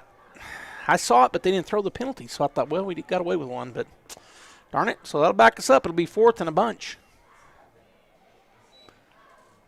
So we're hitting those zones under the safeties right now. Yeah. Because they are playing deep. So the Bulldogs have the right calls. They're running the right routes. We've just seen some drop passes and some penalties that are hindering this drive. All right, a formation ball now at the Bulldog 48-yard line. 4th down and 20. McKibbin steps up to look like he's going to rush. Now he drops back. Rolling out to the right, looking back, going to throw it back over here to the right side. Got to get a long ways, make one man miss, which he does. Pando makes another man miss. He got the first down. He did. Boy, that's that open field skill by Pando, right? He had somebody one-on-one, and he juked him, and he didn't even get a hand on him. No. He left him standing there and then did it again to fall forward on another guy and get that first down. That was a great effort. Great call. Yeah, out of the backfield. He leaks out to the left side. Everybody else flooded to the right. He was wide open. Good snap. Looking down the field. He's going to throw it deep, and that's way overthrown, so that'll stop the clock. I don't know if he just didn't like what was called and developed there, or the defense or something, because that was 10 yards out of bounds. It wasn't even, Whitmire didn't have a chance, so maybe he didn't like it and just got rid of it. I'm gonna say he did that. Say that. All right, 2nd 10. I'll go with that. 2nd down and 10 at the 29-yard line of the Cavemen. 2:50 to go, so we get a touchdown, get the onside again, and we got a chance. That's what the Bulldogs are looking to do right here. I'd like them to score on this play with 2:50 to go. Empty backfield. Trips to the right side. They're in man coverage. Snap is back. He's going to throw a little stop over there. And a good job running away from traffic, still on his feet. Oh, and then he gets buried. Pickup of about 7. It's Tyler Eglin over there. The trip side, 2 guys go deep. He just turns around, and a quick throw to him, and then it's open field. And he showed his athleticism there. 3rd down and 3 at the 23-yard line, 22-yard line of Cavemen. A formation. Pondo in the backfield behind Atkins. Snap is back. Pumps it again, looking deep, going to roll to the right. He's got a lot of open field. He's going to get it and get out of bounds. Good job there by Atkins. Good job by the line. He had time to kind of scan the field, make his reads, bring it on down. Nothing there. Rolled to his right with the pressure and then saw the open field. So good decision, as you said. Yeah, I really like this, Joby, even if we don't come back and win this game. A lot of pressure here. Bulldogs handle it. They've overcome some penalties, and so seeing a lot of maturity right here in this moment with the Bulldog offense. Yeah, growing up quick here. You're right. Snap is back. Going to be a pitch. Pondo's going to get around that left side to the 15, to the 10, and he gets knocked down inside the 5-yard line or right at it. And they'll stop the clock. 1st and goal, Bulldogs. Well, same speed option we saw in the state championship game, right? Pondo came in to replace the starting running back at that time. Ran the speed option. He went in for the touchdown, and then we went and got the onside kick, went down and scored again. So same play. Great pickup there. 2:04 to go. 1st and goal at the 5-yard line for the Bulldog offense. Atkins looking over everything. He changed the play. Snap is back. He's going to throw the out route. Should be a touchdown. Easy score, Robbie. Well, that's what we watched for years, right? Yep. Is that he runs him inside, then he breaks outside. The pass is already in the air, and that's just almost impossible to defend. They're running these lights. That's number 88. Destin Pacheco with that touchdown throw from Lucas Atkins. Line up in the swinging gate here. See if they go for 2 or if we go ahead and we're going to swing out of it. They went offsides again. They did, and did they call it? They did. Yeah, so we're going to see if we go for it or if we go ahead and kick it. It is offsides, I think. Offsides, we're going to decline it this time. Yeah, we need down by. You want to get the PAT and only be down by a touchdown and a PAT. Then you got an option if you were to go down and score again to tie it or go for the win. Right, and the umpire had already marked it off. They had to put it back because only 1.5 yards. All right, so here comes the kick. Snap is back, hold is down, kick is up, and he made it on the left side. That's Caden Chavarria, sophomore kicker. Again, we mentioned Dominguez will have the kicking duties most of the year, but Caden Chavarria comes in and makes that extra point. 20-13, 2:01 to go in the ball game. We will be back after this timeout.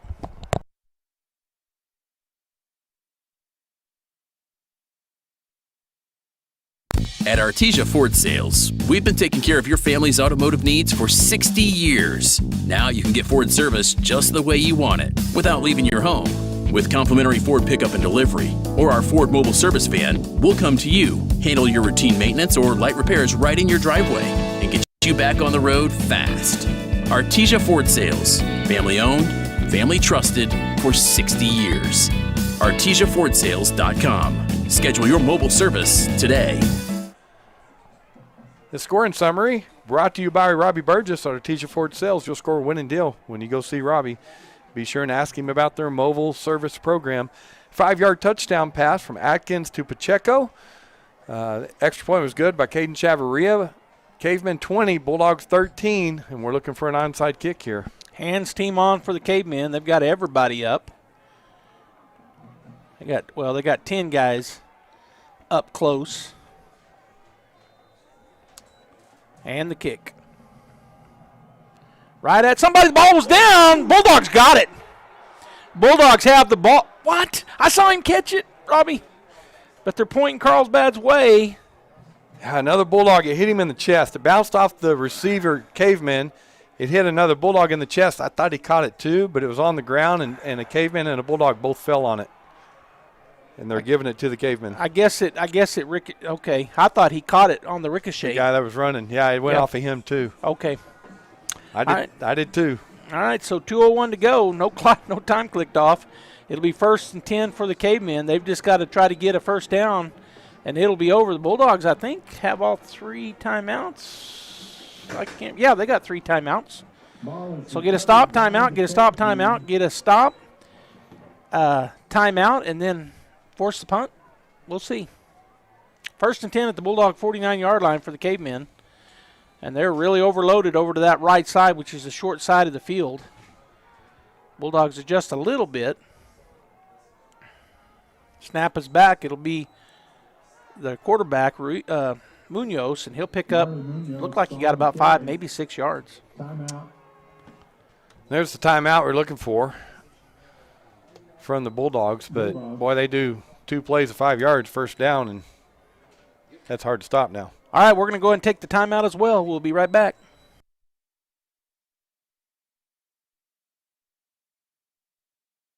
Artesia, it's game time, and Bulldog Outfitters is back and bigger than ever. Now open in their new downtown location at 325 West Main, Bulldog Outfitters is your one-stop shop for everything Bulldogs. Locally owned and operated, they've got custom screen printing, embroidery, and all the gear to have you looking like a true Friday night fan. Shirts, hats, spirit wear. If you bleed orange, this is where you suit up. Swing by today or call 575-736-4951 and get game day ready. Bulldog Outfitters, where real fans shop. Welcome back here, Bulldog fans. We're kind of chuckling because it's a shootout in Roswell. It is. But let me get this in. Gene told us another timeout. I forgot. The Artesia Lady Bulldog girls soccer team defeated Las Cruces in Roswell tournament 2-1. So the Bulldogs win. All right, 2nd down and 5 for the Cavemen. Snap is back. Ruiz going to keep. Oh, and he got the first down and more. Bulldogs had a chance, Robbie, in the backfield. Now, a late penalty coming in. A lot of times you'll see a face mask right there. We'll see what the call is. So that's just lining up, saying, guys, we need a first down or 2 first downs to win this game, and Carlsbad linemen really stepping up here, and Munoz running the ball hard. Keep it in your senior quarterback's hands, and in 2 plays he got the first down, and now we're going to see a mark-off here, but we don't know what the call is yet. It is going to personal foul face mask, so that was the call. 1:50 to go. Bulldogs get a strip and run it back. That'd be great. They're going to run the ball. It would be. Strip it. All right, so 1st and 10 after the 15-yard mock-off and the first down run by the quarterback Munoz. So at the 20-yard line of the Bulldogs, they're going to go heavy left. They got some beef down there on that left side. Gosh. They were overloaded to that side. Right is to the right of Munoz, letting the clock run. Snap is back. He hands it off to Wright, and he didn't get touched until he got down to the 12-yard line. No, they got some big linemen, and then they brought in a guy that made them look small. That's what I was thinking. Yes, and then we didn't adjust to the overload. No. They ran to that side. Logan Rodriguez flew up and went low, and he almost jumped over him. Yeah. Brock tried to jump over him, but get just a piece of his foot. Timeout taken by the Bulldogs. It'll be 2nd and 1. We'll take a timeout as well.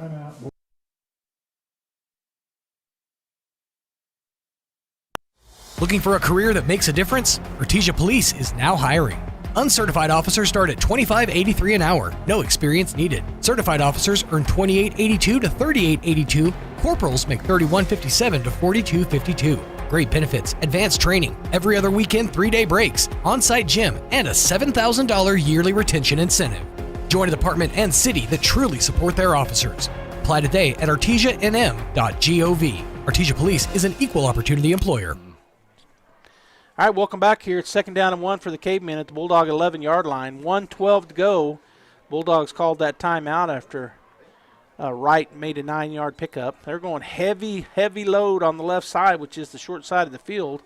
Right to the right, and he's going to get the ball again, go that way, bounces it outside. He's going to be held out of the end zone by the Bulldog defense. 1st and goal.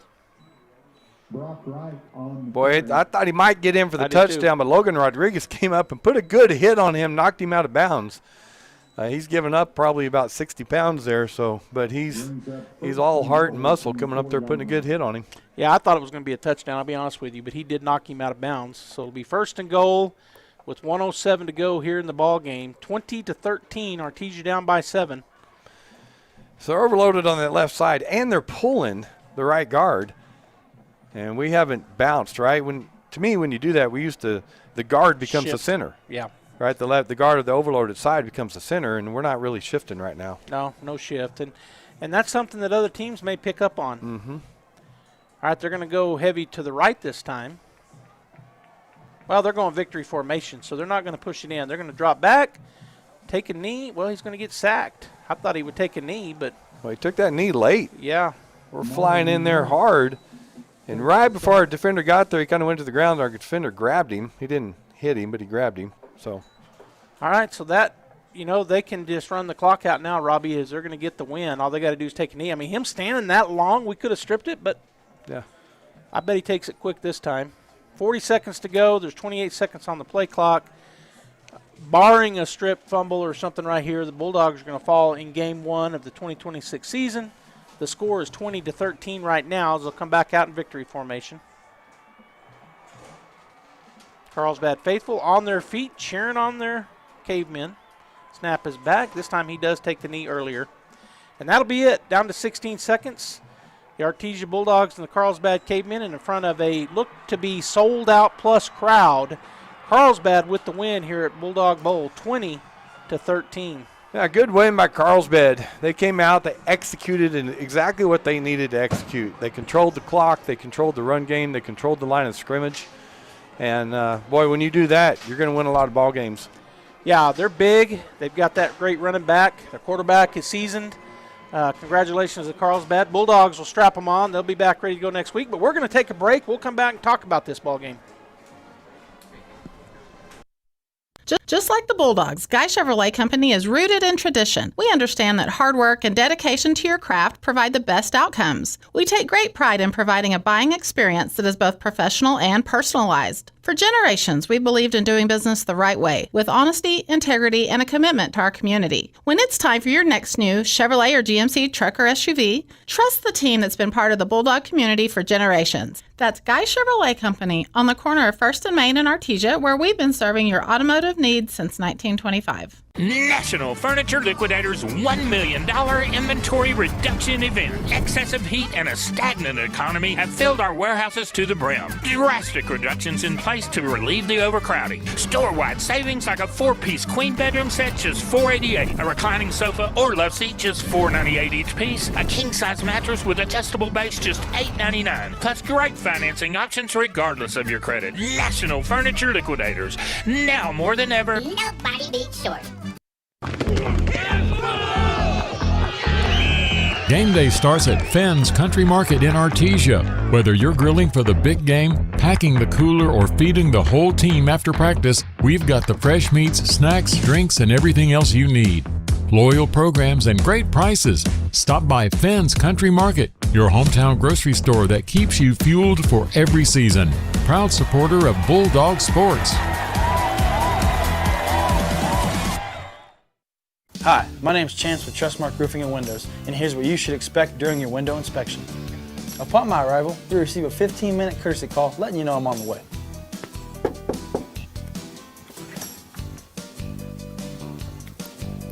Once I'm in your home, I'm going to be checking for moisture indication, functionality, and any kind of energy efficiency improvements to the inside and outside of your home.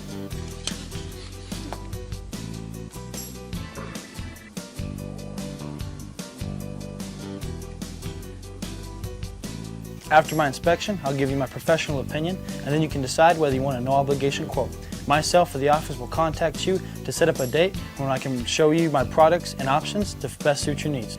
So when choosing windows, choose Trustmark Roofing and Windows. Our goal is to give you a 5-star service and get you what you deserve, and that's the best. Life can feel heavy. Busy schedules, quiet struggles, moments when you wonder if anyone really sees you. At First Methodist Artesia, you don't have to walk through life alone because we were made to be in a relationship with one another. Whether you're a student trying to find your place, a parent juggling a full week, or someone needing a fresh start, there's a community here for you. A place where grace is real, friendships grow, and Jesus is still redeeming stories. First Methodist Artesia, where you don't have to live life alone. Sunday school starts at 9 a.m., worship at 10:15. Come and see us at 500 West Grand Avenue.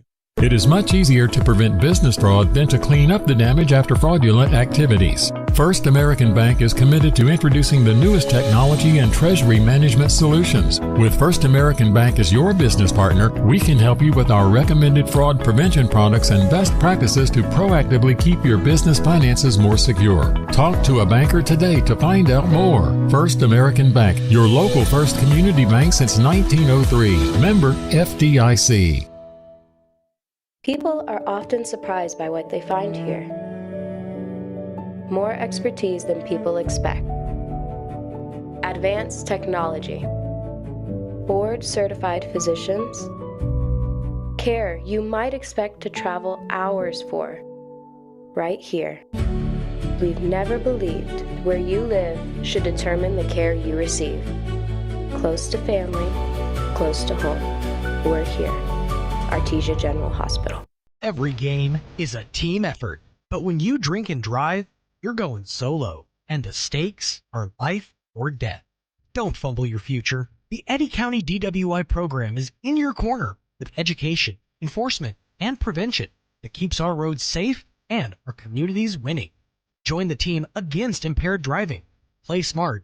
Drive sober. This message brought to you by the Eddy County DWI program. Our community is counting on you for the win. All right, Bulldog fans and Carlsbad fans, we're back here at the bowl. The ball game is over, and I've got you some final stats brought to us by my lovely wife, Pam. She took care of the stats for us tonight. For the Cavemen, they end up getting 16 first downs, 175 rushing yards off of 42 attempts. So Robbie's keys to the game really came to fruition. They had 7 receptions for 87 yards, so total passing yards of 87 on 7 completions on 13 attempts.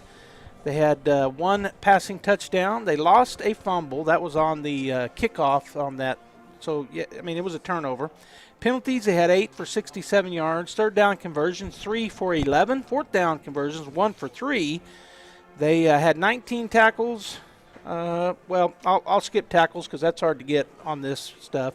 They did have a total of 2 sacks, and the time of possession, 23 minutes. For the Artesia Bulldogs, their offense looked like this. They had 10 first downs, rushed the ball for 84 yards on 20 attempts, 17 receptions for 91 yards passing, touchdown, 1 throwing, and 1 interception. Did not lose a fumble. Had 8 penalties for 62 yards, 2 of 13 on third down conversions, and 2 of 5 on fourth down conversions.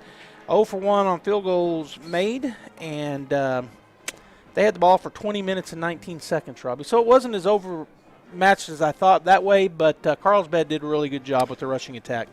So just talking about the game, thinking about it, one, kudos to Carlsbad and their coaching staff. They came out. They did exactly what they needed to do to win this game. Yeah. And so they did a good job there executing for the Bulldogs, right? We saw glimpses of what we're going to see this year. That's a big, talented 6A football team in Carlsbad. And so we mentioned it during the game. These first 3 games, Carlsbad, Hobbs, and Centennial, we're going to struggle some. They match up well with our skill positions. They usually are bigger than we are on the lines. Yeah. And so we've been able to win those contests here in the past, but we didn't come out a winner tonight in this game. But I saw a lot of growth in our Artesia team. None of these guys really have started and played on this field on Friday night, so it was all new to them. They got the first game out of the way. Coach Maupin's still down there talking to them. We talked about at halftime, difference at halves, right? They were leading 20-0. And we held them scoreless second half. Yep. And we had a -3 passing yards in the first half. Yeah. So we come back out there. They had 250 yards or so total, right? The 185 rushing and 80 passing. So about 260. Yeah, 260. So that's a good defensive night. Really is, and you pointed it out. They scored 20 in the first. They don't score in the second. Yep. We scored 13, so we made it a ball game. So real easy for Artesia fans. We're used to winning to say, okay, what went wrong tonight? What's going on? What's wrong with our team? Oh, no panic. We're good. I remember going all the way back our senior year, my sophomore year, we went 0-4 playing the big teams, and then we rattled off, and we're successful that year. So you won a state title. Yeah, you meet these big, strong, fast teams, and then you start meeting teams in your own classification. You're going, we can beat these guys all night. Yeah. So the final score, 20-13, Carlsbad with the win. We want to thank you for tuning in here. Of course, thank all of our advertisers and sponsors that gets these games free out there on KSVPTV.com, KSVP Radio, AM 990 and FM 93.7 as the Bulldogs have circled up doing their count out. I want to thank our crew tonight. We had, of course, Gene Dow was right here by Robbie and I, kind of keeping us in line. Oscar Reyes was producing tonight. We had the Wild Man, Jackie, Bradley, and the Mick, I think, scattered around on cameras and whatnot. Pam was keeping the stats for us, and, of course, my partner Robbie Blue right here calling the game with me. Joby Hodling, we want to thank you for tuning in again, and we will see you next week. We're traveling next Friday night, going to Hobbs. It's been a shootout. Did we ever see a final score? No, I haven't seen a final, but it was 50-47 Roswell last score we received. So that's at 97 points. That's at the Wool Bowl. That's pretty crazy. But the final score here, 20 for the Cavemen, 13 for the Bulldogs. Cavemen off to a 1-0 start. Bulldogs off to 0-1, but no panic, as Robbie said. Thanks for tuning in, and have a great weekend, and we'll see you next week.